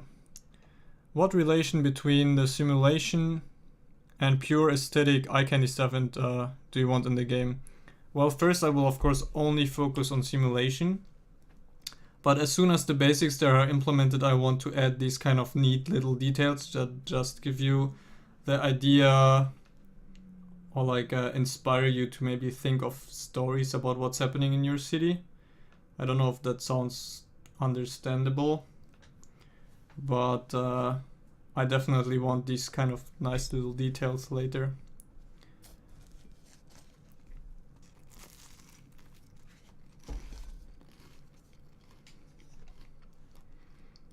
When money comes into the game, will buildings cost something?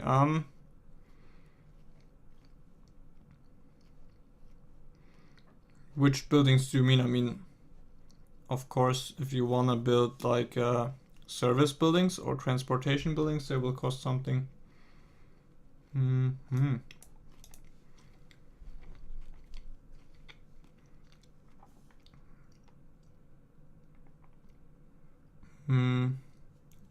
is your email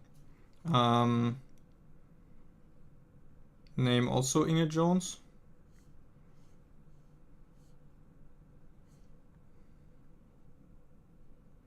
Because I can't see anything. Ah, the other city game on Monday.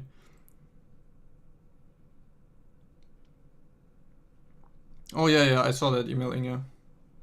But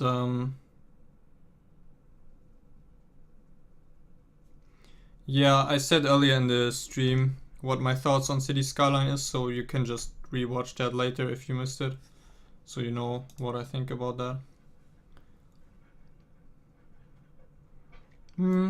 Yes, most of the time, but at the beginning, why not? Wait, the sentence didn't make any sense for you, but in my head it did. Okay, let me try to reformulate that again. Yes, you can think of it as a motorway, but still the first buildings of your city could be generated or could be created next to that road, because I think that's kind of how real cities develop, like just a couple buildings next to an important intersection of like interregional roads, and then you kind of add new streets and you get a whole city around that. How do you load JS files from JavaScript? I don't know by heart how I did it. Let me check that out. Load script? Yeah, I just insert a script tag into my HTML with the source. That's how I do it. Yeah, I saw this early and I also discovered Change.js, which seems really nice. Or let me look at that. It wasn't it. What does it give you? Ah, no, I actually don't notice. Let's have a look at this.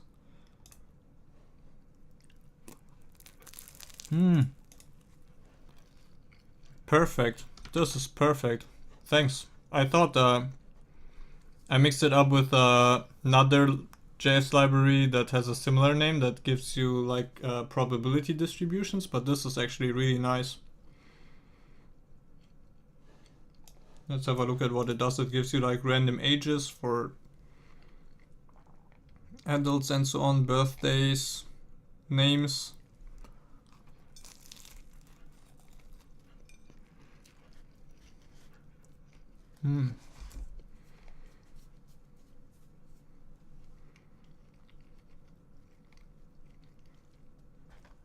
This is awesome.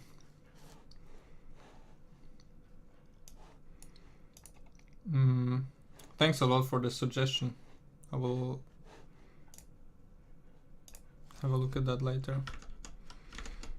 I'm just using the iPhone headphones.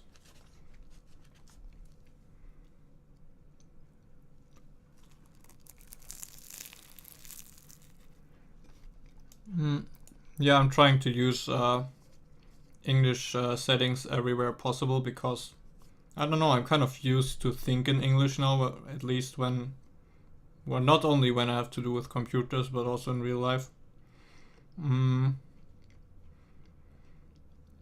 It's like, it really feels like my second language already. And for following tutorials, it's always easier if like everything in your menus and so on has exactly the same name as in the tutorial, and you don't have to think about how you could translate that. Will the connection layout adapt to the terrain? Yes, of course, and I will have to think of something intelligent that creates this. Yeah, it's fine. I got it. I saw it on my phone earlier.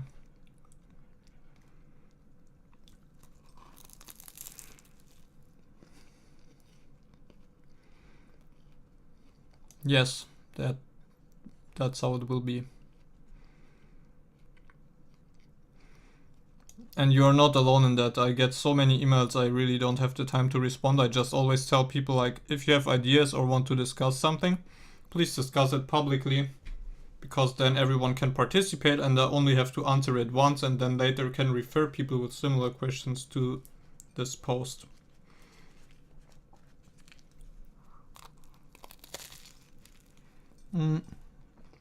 Yes, this is something that I want to do.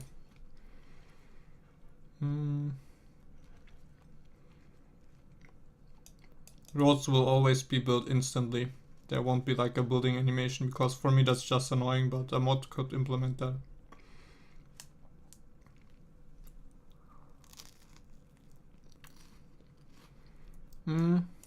No, not really. I never modded SimCity, I just used mods.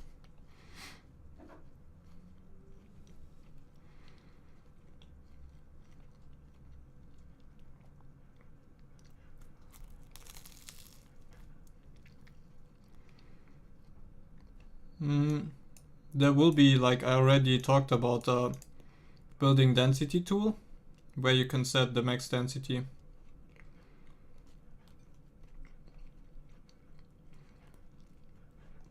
Yes, they can already drive at different speeds, it's just a matter of implementing speed limits.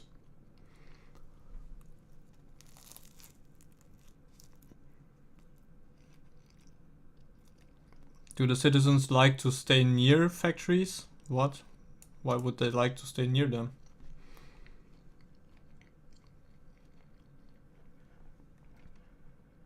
Yeah, exactly.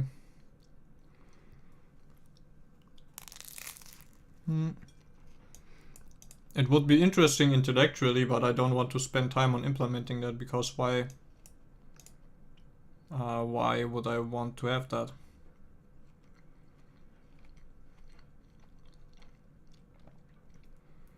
What are you thinking about for the original soundtrack of Citybound, if any?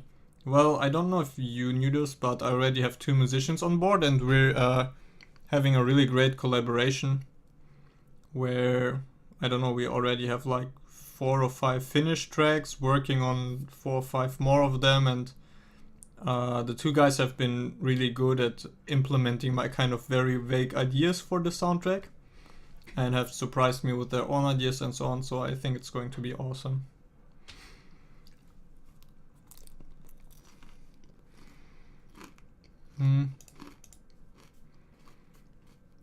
I think it's a nice concept, but it's not something that I want in Citybound.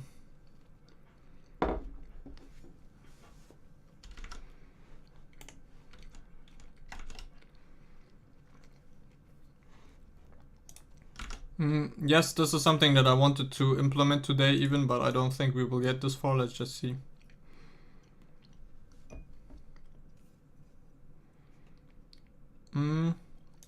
Basically, I mean, it's hard to say, because so far most of it has been really jazzy, but now one track that I really like, that you can even listen to, because my musician posted it on his SoundCloud.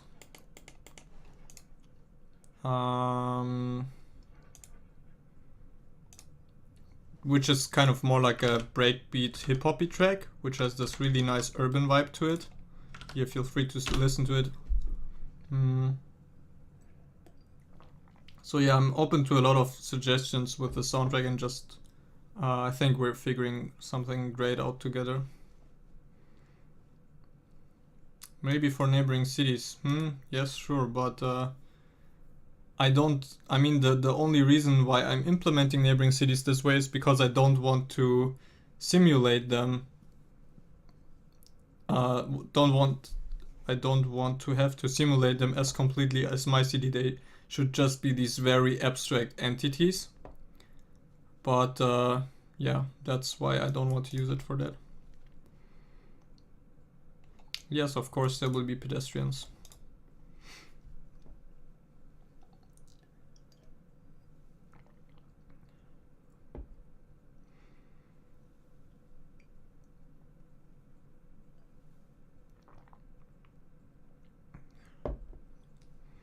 Water and power will be connected to roads. You won't have to think about stuff like this, I think. But I'm not sure yet completely.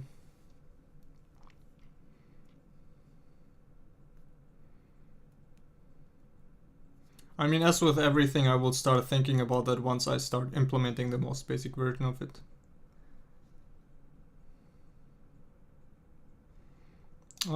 Maybe. If it's possible to abstract them in such a way. Yeah, it will be something very similar. Yeah, we implemented pollution a couple live streams back. I don't have it enabled right now because it's kind of annoying during testing, but it's already in the game, and when we implement the land value system, of course, pollution will be a part of that.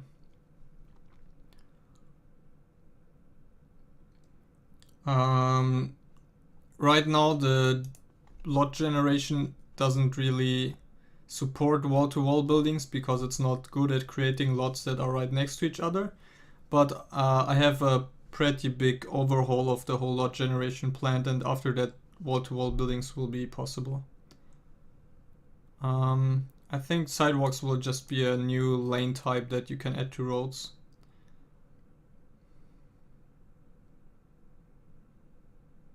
Yeah, that's of course also possible. But right now, let's just use this one scenario. Yes, but this is something that I actually originally wanted to do, but now with the neighboring cities, it's kind of confusing how you implement the connections if your city can grow infinitely. So now I will at least for now stick to like sharp borders. Yes. All right, last questions, please. Then we can slowly continue.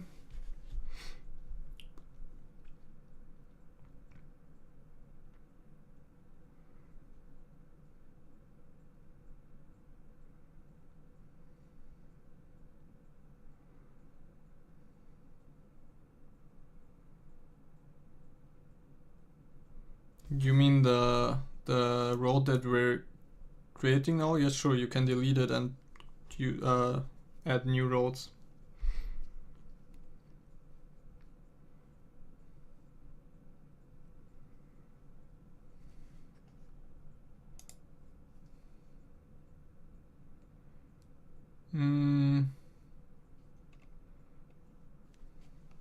I mean, this would be something that comes together with the possibility of naming roads. So why not? Will an alpha be released before Christmas? I hope so. I hope more like in 1 or 2 months, but I don't know if that's realistic. But at least now you get a much better idea of the progress towards that. I hope.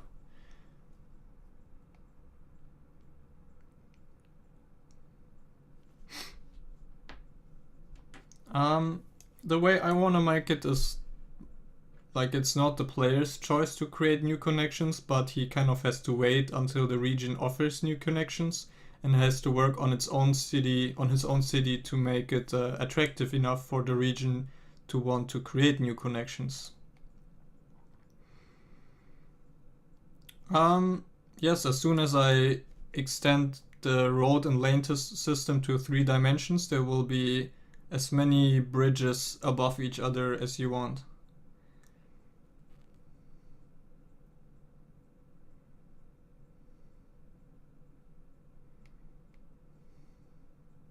Yeah, the problem is I've been saying 1 to 2 months for like 4 months now, so you shouldn't believe me.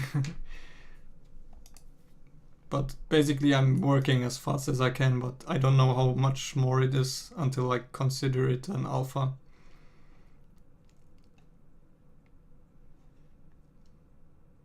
Yes, of course.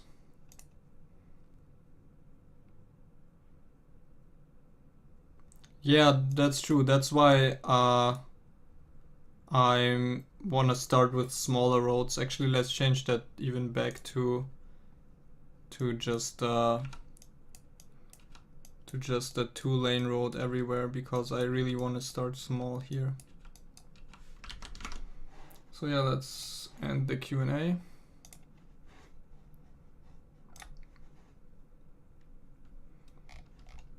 So now we just have a small 2-lane road again. And okay, will there be harbors with cargo ships? Yes. I hope this is possible. Yes, this will be possible.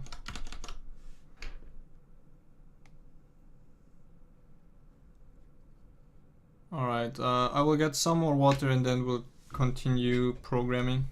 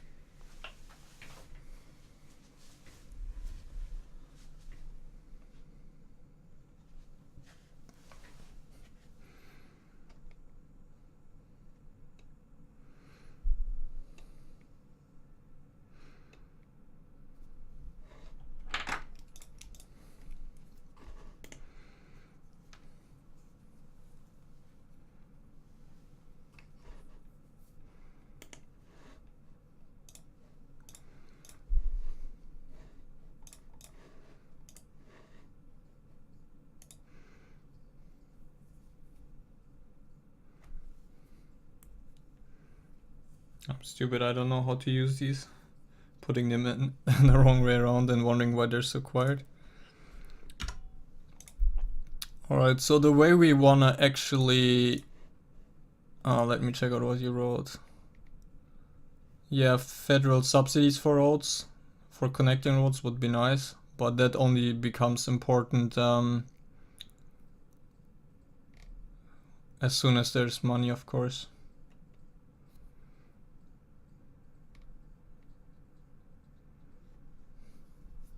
Yeah, I guess that's an important observation.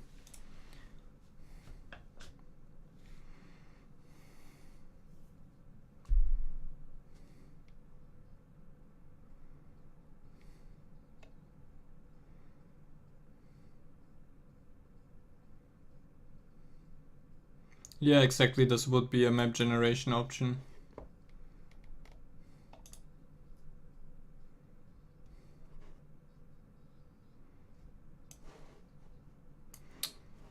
Okay, so the way we want to implement a neighboring city is kind of like a household. If we look at some of the household types that we created a couple of streams back, or actually not that far back, we implemented that, for example, a farm can spawn delivery trucks that deliver food to shops, and we want to implement neighboring cities kind of in a similar way.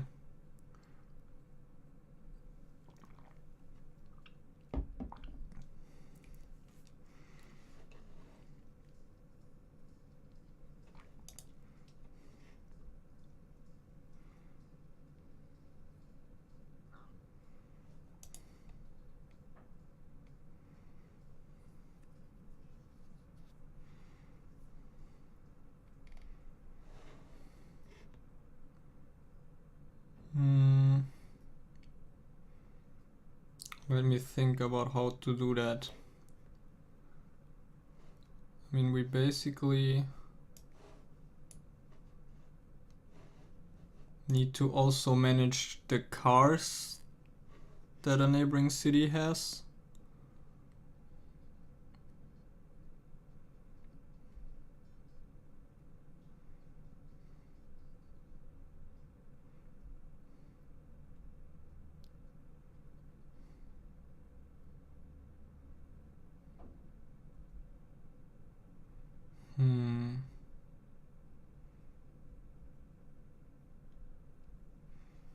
Let me think about that.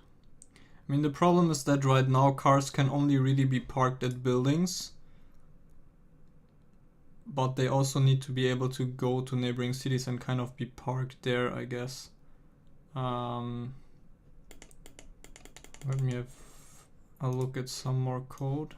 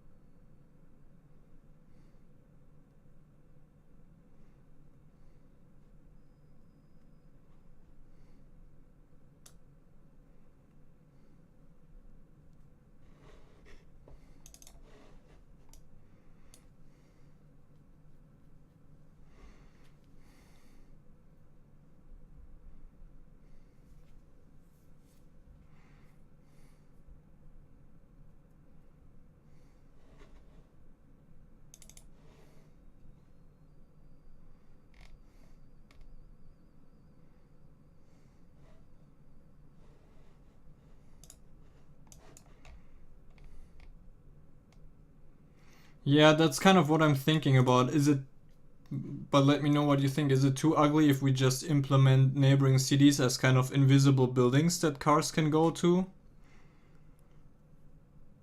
I mean, this would be the easiest way to implement it with the code, but of course it's an ugly,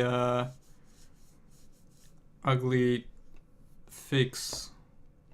So, I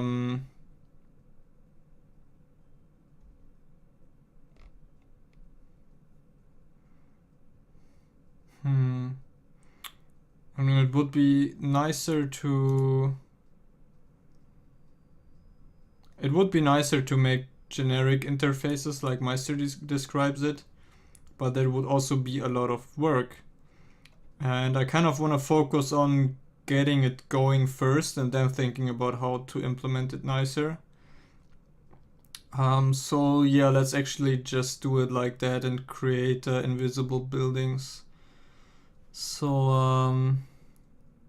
and invisible households, alright. I mean, that's ugly, but whatever.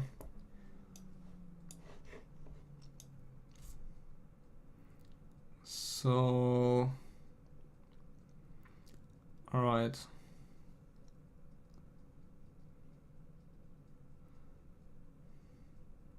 So let's first create a household type.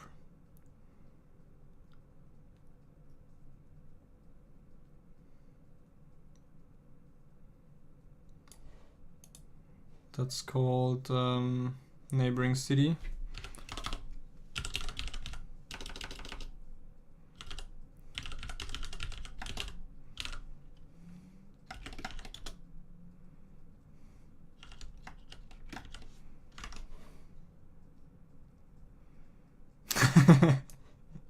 Yeah.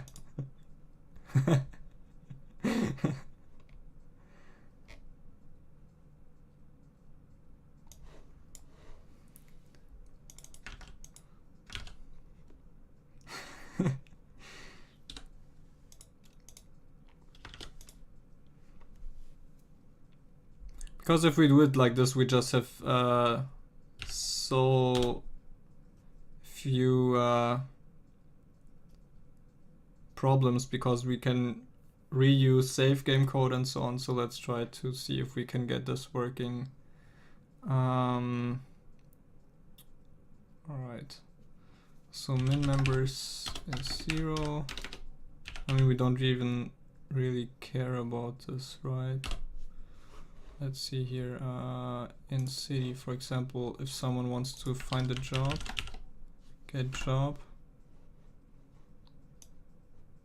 Max workers, yeah. This is really only important. This isn't really even important to us, I think.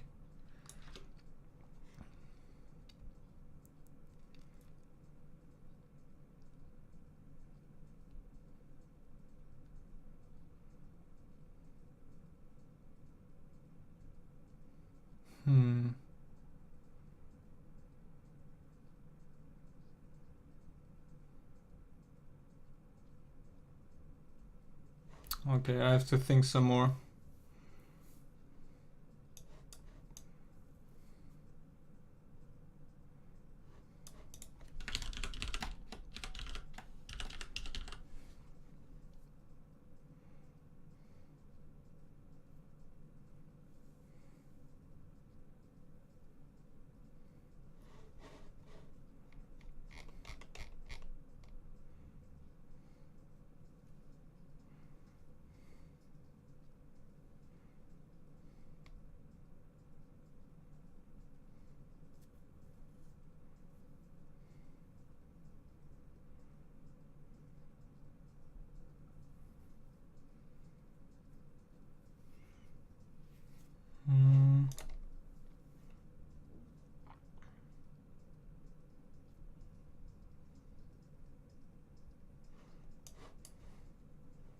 Yeah, that's true, but you can still... That's actually something that I'm thinking about right now. We might even ditch the idea of these neighboring cities here and just create them as households that can produce everything just like normal households do.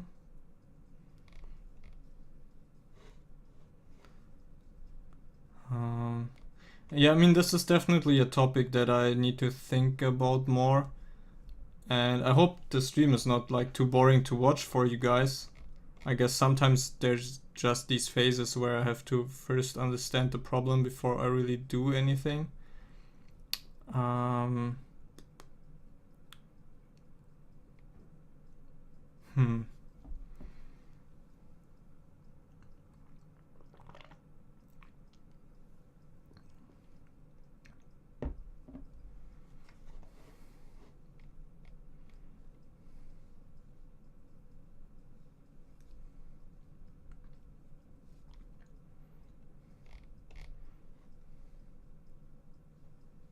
Yeah, whatever. I think I will actually implement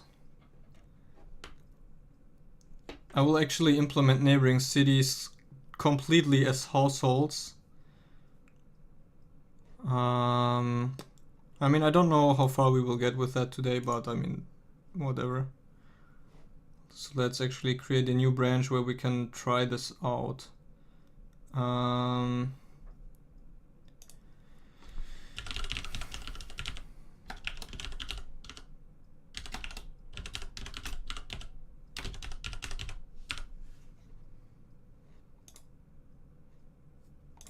Right.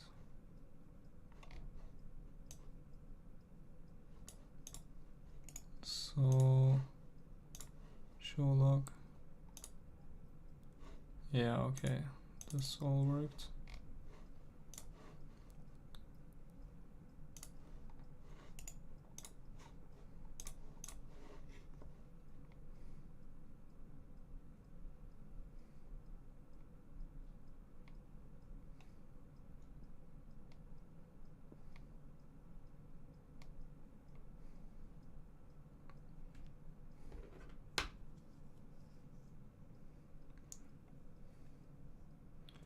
Yeah, I think the way to fix that would be to actually create roads that go far outside the map, so the travel time actually is the correct travel time to the neighboring city.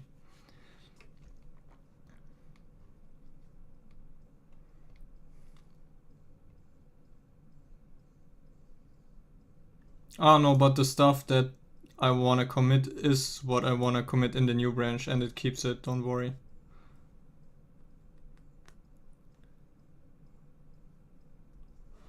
Alright, so let's just try to first completely get rid of neighboring cities and then to re-implement them. So right, we can comment that out and just completely remove that.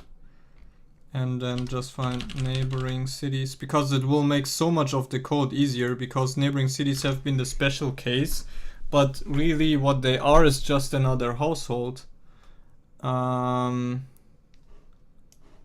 So let's see how far we can simplify the code. We can remove this whole import-export thing.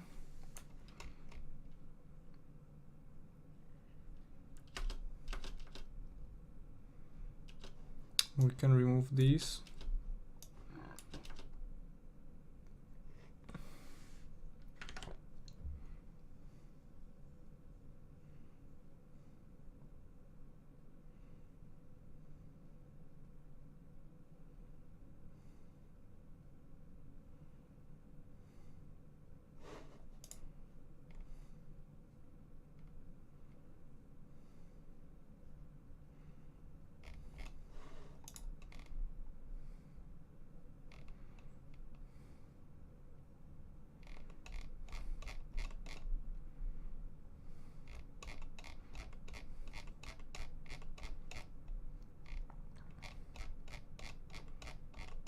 We can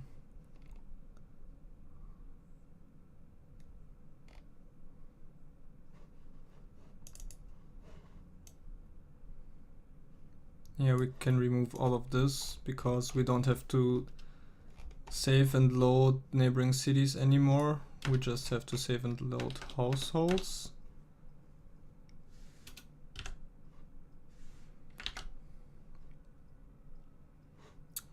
Now,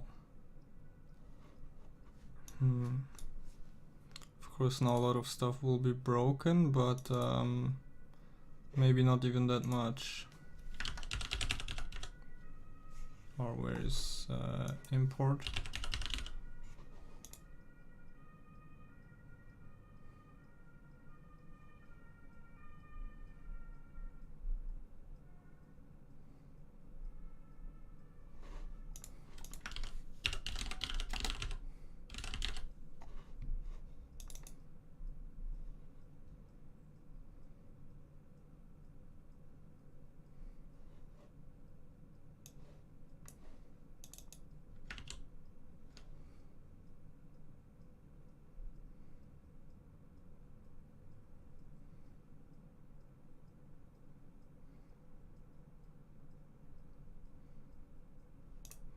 Okay, let's see what it looks like. We get, of course, lots of errors, so let's just see what is all broken. Yeah, update import export is gone.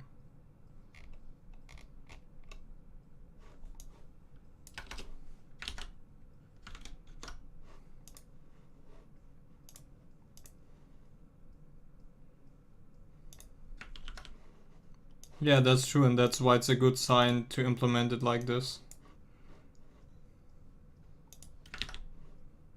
Alright, so no more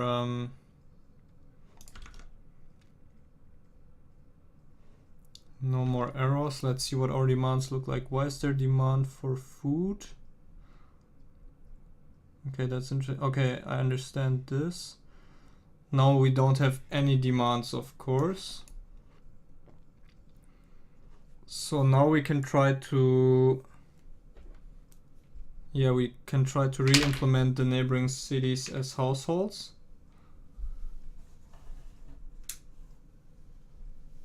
And we should get our demands back.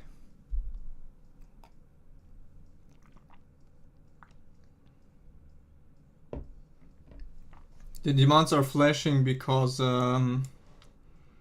for example, work is flashing. It means there isn't any work for workforce for the shops that are demanded. So that's why there are no shops coming.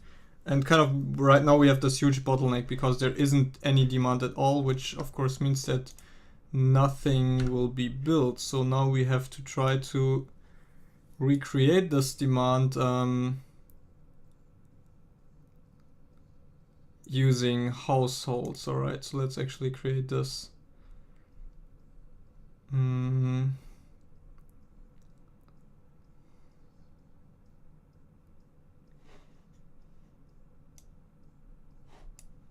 The default demands already were the neighbors' demands. And now because the neighbors are gone, we don't have any demands. So if we add them again,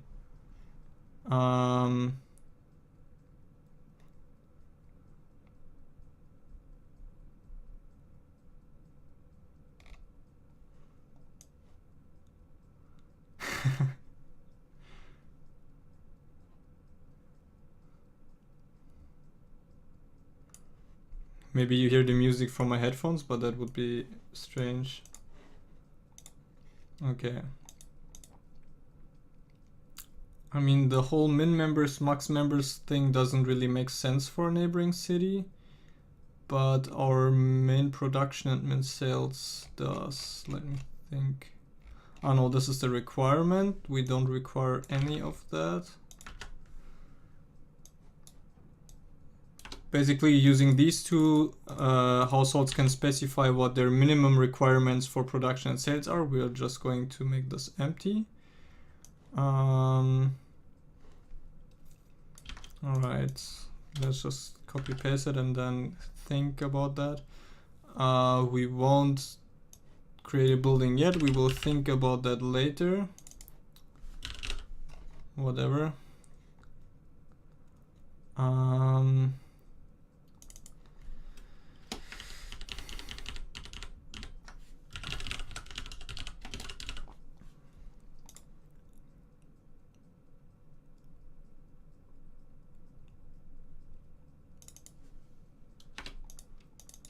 Max workers is, yeah, I mean we can change that later.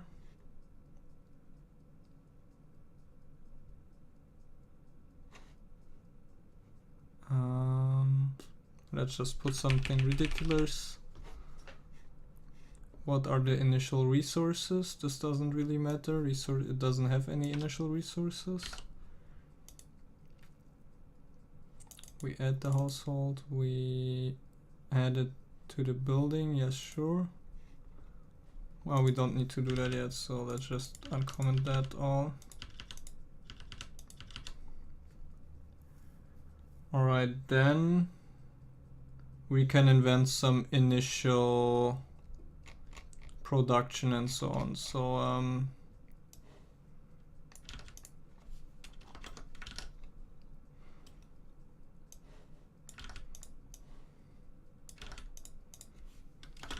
let's actually do all of them a little bit.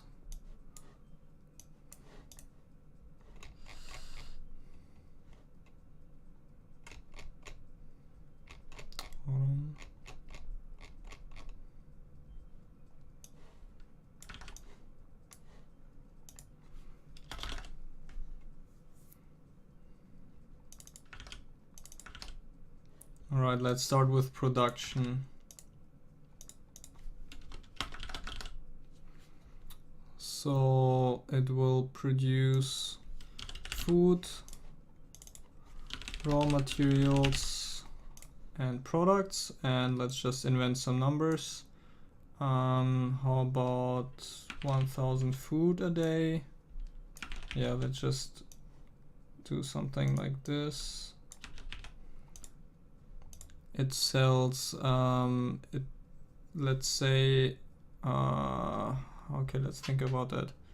Let's say it doesn't sell anything except work, so we can actually build shops just for the neighboring city to sell its own produced goods, just to try that out.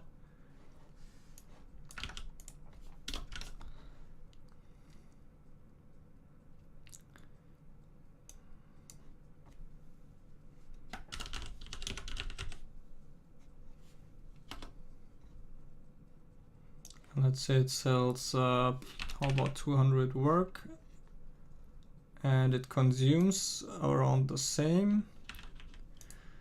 It consumes products, services, food, and yeah, and food. And let's say food like this. Or it consumes less food than it produces, of course. Let's see what this gives us. We don't create one yet, of course.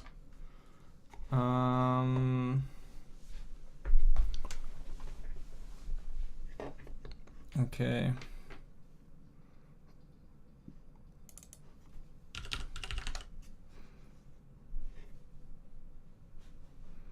Okay, let's just create one real quick. And where do we want to do that? I guess in new game.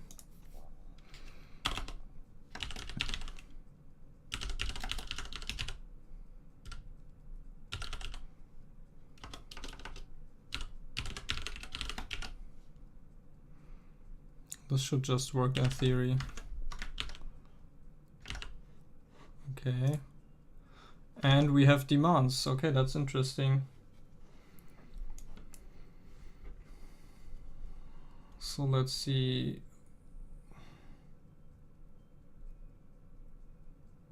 This is kind of all blocking each other.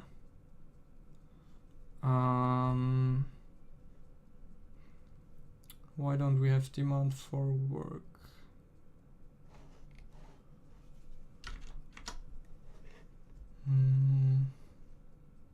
Did we not add consumption? Oh, no, we did. Ah, because it produces exactly the same amount. So now there should be demand for work as well. Yes, okay. But everything is flashing now. Why is that? Let's see here.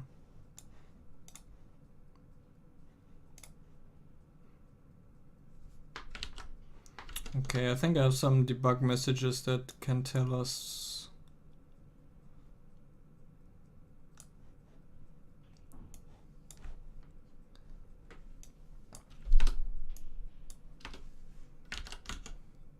what the bottlenecks are.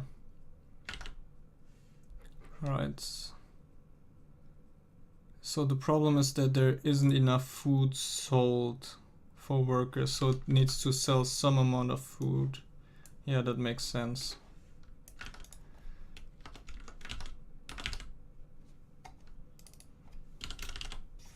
It sells, let's say it sells 100 products. 100. By the way, I'm kind of ignoring chat right now, so if you wanna tell me something, please mention my name so I can see it.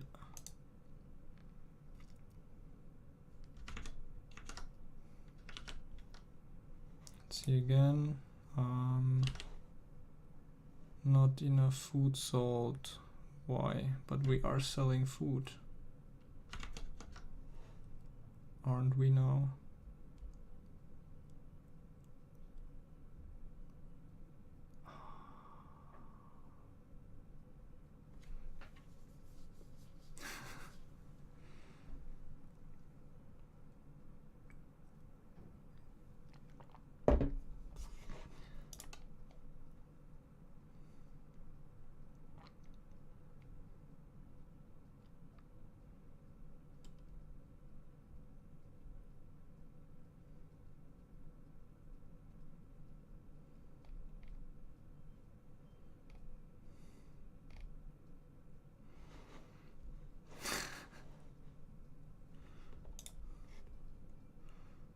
Alright, I'm trying so hard not to be distracted. Alright, the problem still is that there isn't enough food sold. But our neighboring city is selling food.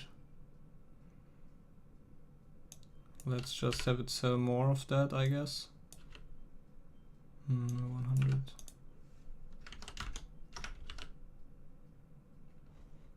How about now? It's so strange though.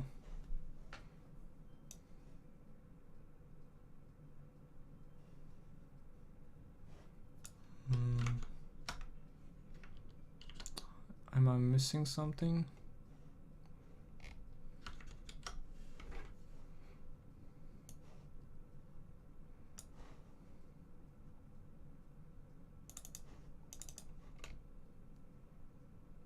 Alright, where we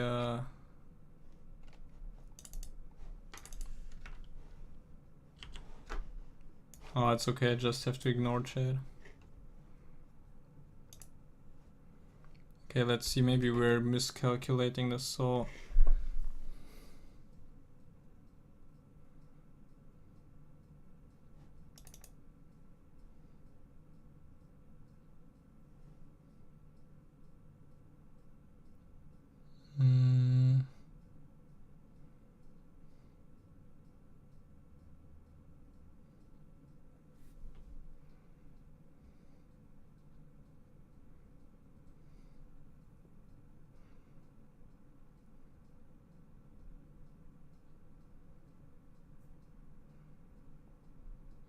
but this makes sense. Okay, let's actually debug this. I don't understand where it's going wrong.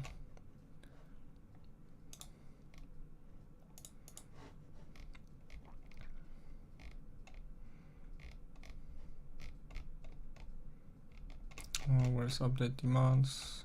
Here. Okay. So, sales available, let's see. All of them are negative. Why is that?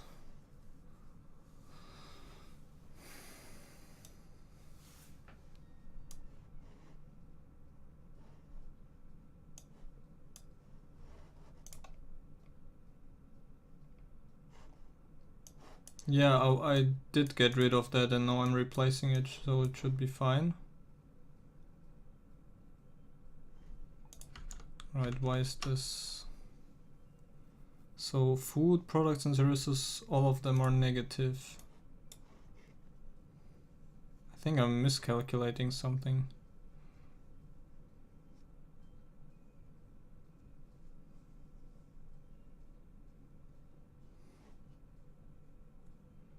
So we produce 500 food.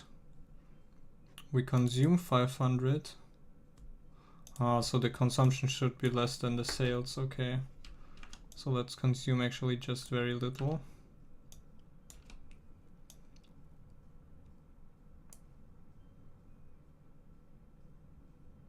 What was I thinking? This is so stupid. Of course it can't work like this.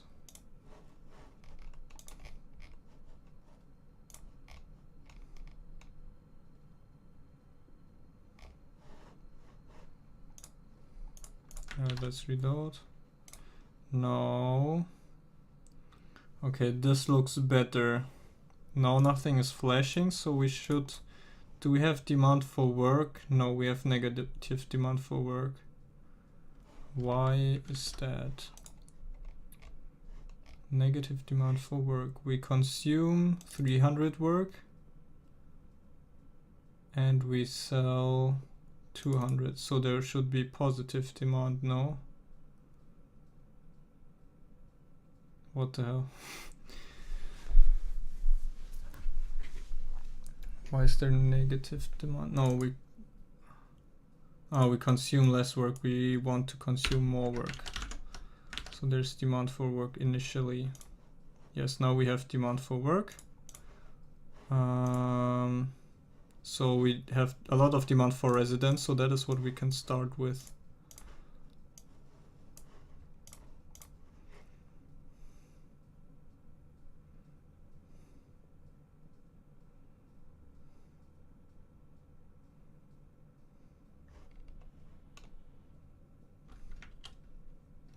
Alright, what now? Oh, we get exceptions. Okay, I think I know what's happening.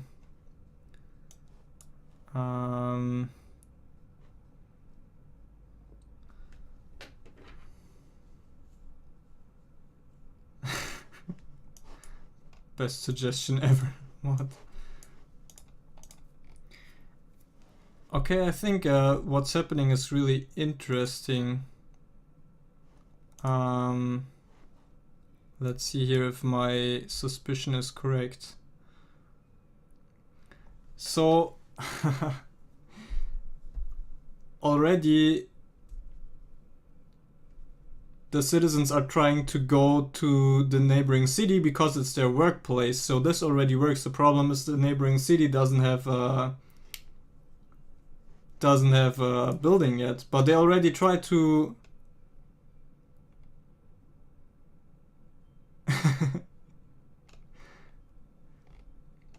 but they already try to work in the neighboring city, which is really great. So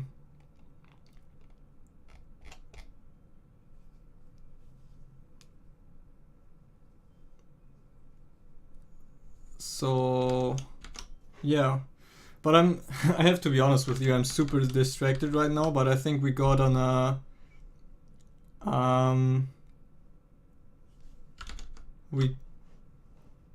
we had a nice idea here to kind of do away with this abstract neighboring city and implement it as a household instead.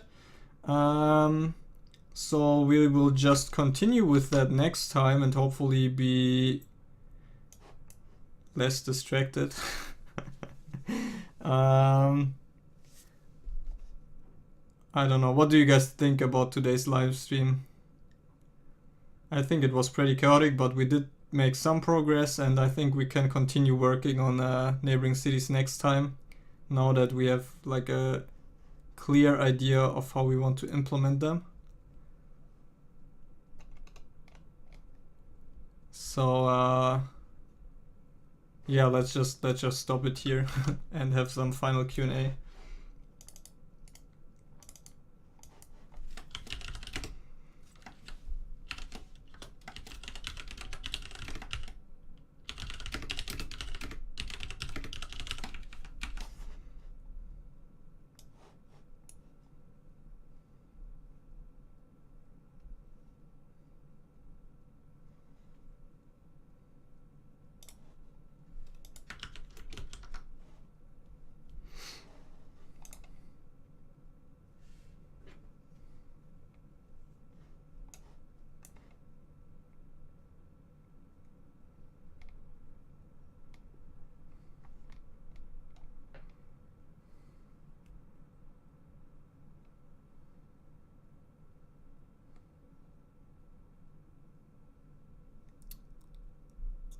Wait.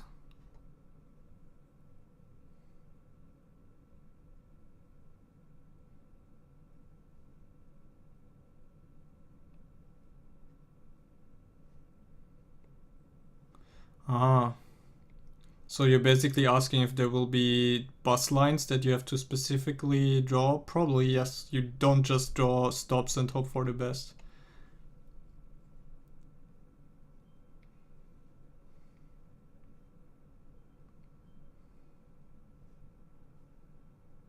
Is anything wrong with having a pre-built highway going through? No, but I just wanna start with the scenario where it's just a small road first.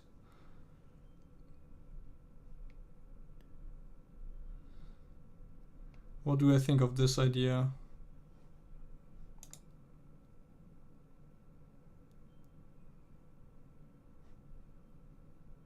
Yeah, I mean, we can think about the visual representation of the cities later, but yeah.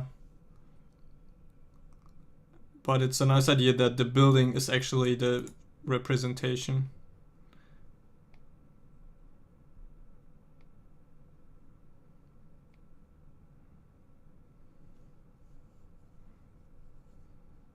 Yeah, I will think about how to make bus routes more fun and quick to do.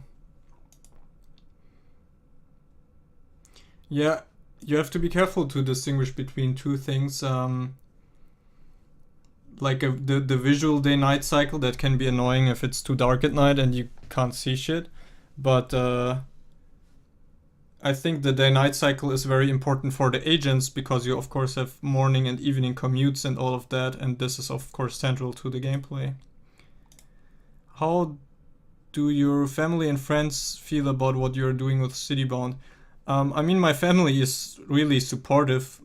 They are the reason why I can focus on it so much because they support me financially quite a bit, so that right now I wouldn't actually have to work for money. The reason why I still have to do contract work is basically past obligations and people whom I don't want to leave hanging. But thanks to my parents, I wouldn't need to work at all right now and could just focus on Citybound. So yeah, my family is definitely supportive, and all my friends as well. Like, I'm just always happy to hear that they enjoy seeing the progress and so on.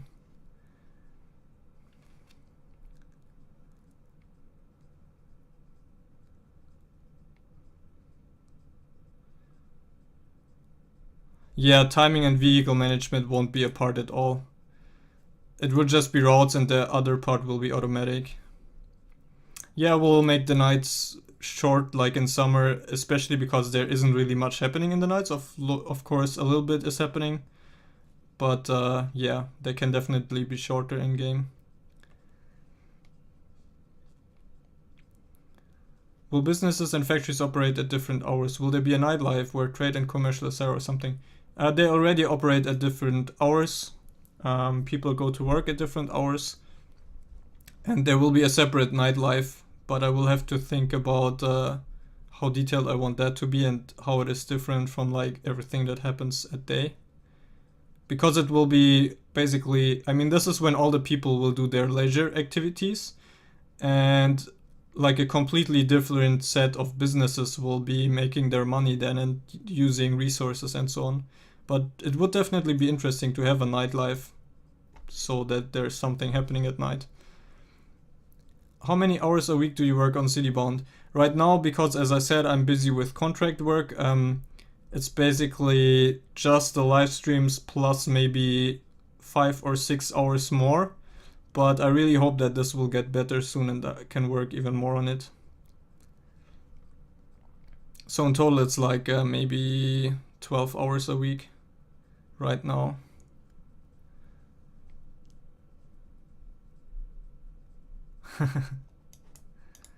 Liebe Grüße zurück. Alright, thanks for watching.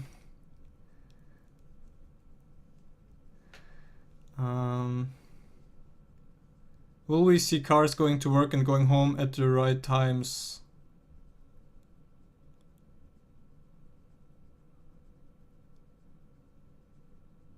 What do you mean with that exactly? I don't understand the sentence, I think. Can you speak a sentence in German for a second? I just did like schöne Grüße zurück. That's like greetings back to you. But it's not a sentence, I guess. Do you think the Saturday stream will be longer? Depends on what real life has planned for me on Saturday. I don't know yet. I will just decide spontaneously. I also don't know when it will start yet.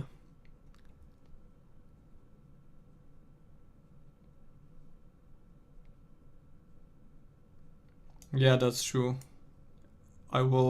There's already some randomness, and I will make sure that there's even more variety there.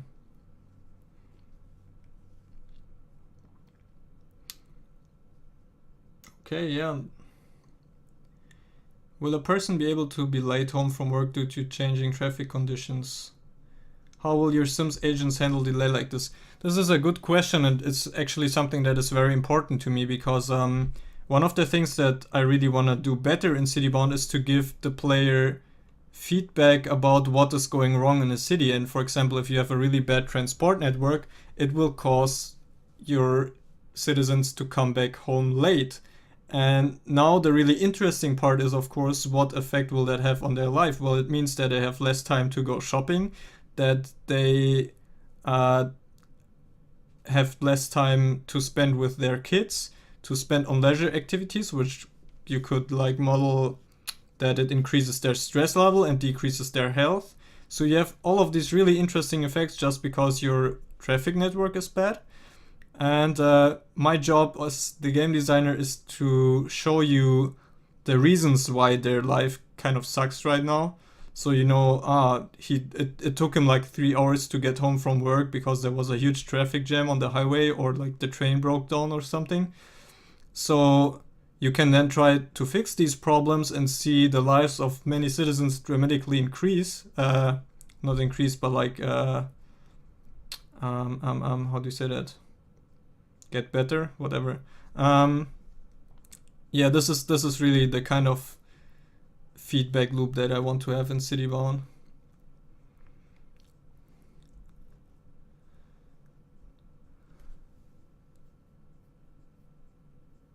Yeah, but it's not that bad. I mean, in the last update, I really tweaked the time mapping, and right now, the times that they need to go to work are pretty realistic, like within 2x the time that you would need in real life. So I don't think that this will be a big problem. If it becomes a problem, I will take care of it, of course. I don't speak any accent or dialect. Like I've been living in Bavaria for most of my life, but I don't actually speak Bavarian myself. I understand it, but if I try to speak it, it sounds stupid for Bavarians.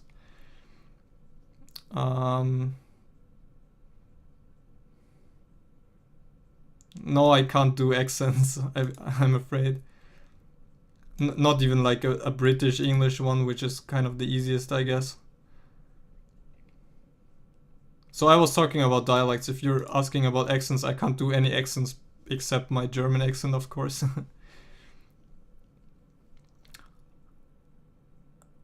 I answered that question early in the stream. Please go ahead and watch the beginning of the stream. I think it was in the first Q&A session when I uploaded it on YouTube, like later or the next days.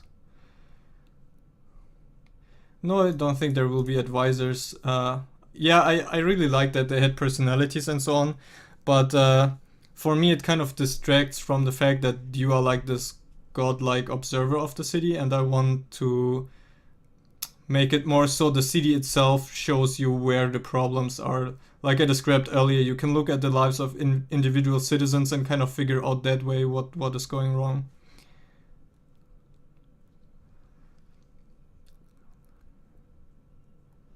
Yeah, definitely. They will have needs, and if they get too low, they become upset or just leave your city, and of course, then you have a problem.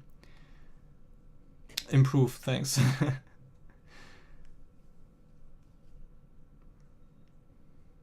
Is Swiss German the weirdest sounding German? To me, as a German of of course it is the weirdest sounding German.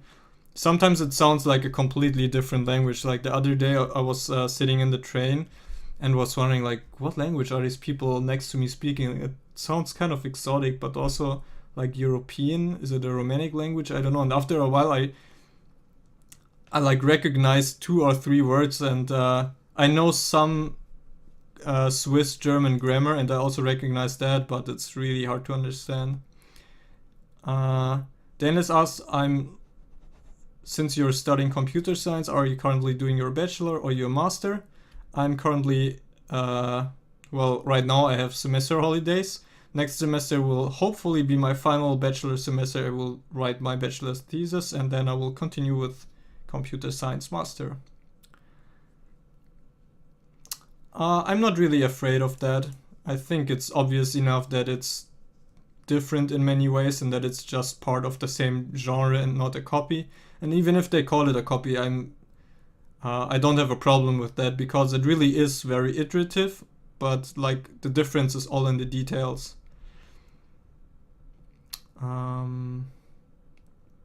Could you implement individually adjustable maximum demand usage from neighborhood cities?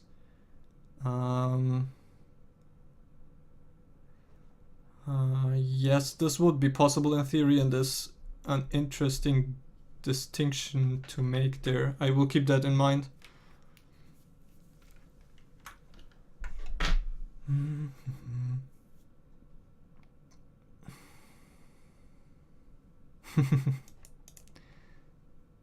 No. Plattdeutsch is also a very interesting dialect of German. I think it's not even a dialect, it's more like a completely different language almost. Flosinier, you came too late, I'm afraid. We're already wrapping up.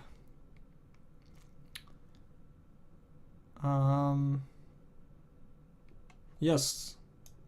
Yes, this is exactly how it will work. You can click on individual citizens as they're walking or driving around, or click on the building. I mean, that's already how it works right now. Let's have a look here.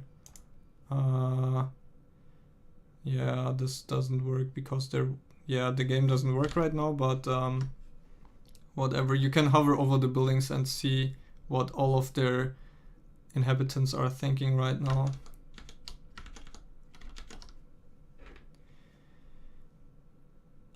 If, let's say, we have a factory that produces furniture, it will eventually sell the goods to a shop, right? Will the shop be a furniture shop or just a random shop? I mean, right now the resources aren't this detailed. There are only like food and products, and that's it. And I will try to balance that first, and then later on we can always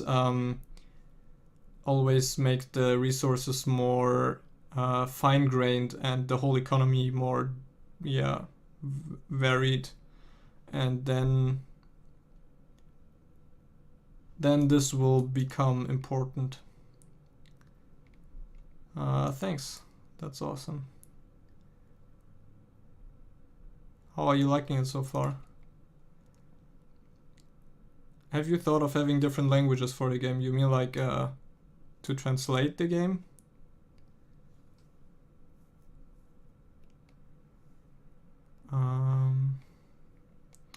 Will there be an issues panel or something to see overall problems in the city? Yeah, there will be something exactly like this. I don't know if you know Rollercoaster Tycoon, but there you can find out the thoughts of individual people, but there's also like a summary view where you can see exactly like this. For example, so and so many people think that this ride in your theme park is too extreme or something, and I will do it the same way that if a lot of people have the same thought, it will end up in a summary view and you can get a quick glance of that. And also shading buildings differently is a nice idea for that. Do you know the history of your family name? No, not the history, but it basically just means the farm next to the oak trees, or the farm with the oak trees. That's what my family name means.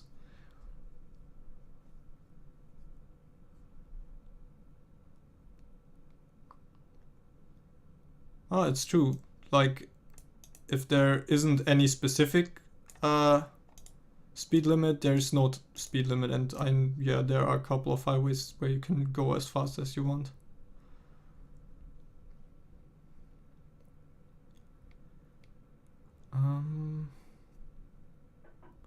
Alright, I think I will wrap it up here. Thank you all for watching. I hope you had fun, even though it was a little bit chaotic and distracted, but I think we made a important decision when we decided that neighboring cities are not these kind of abstract entities of themselves and like a special case that we have to think about in the whole economy and even in the save game feature, but that we now just implement them as a household type where people can work at and get their resources from and so on. And even though we just got started, I think it will make things a lot simpler and will allow us to implement neighboring cities in a really interesting way. And we'll continue to do that on the next live stream, hopefully on Saturday. I will again announce when we will start, and I hope to see some or all of you then again. And yeah, have a nice evening, morning, whatever, and see you soon. Bye.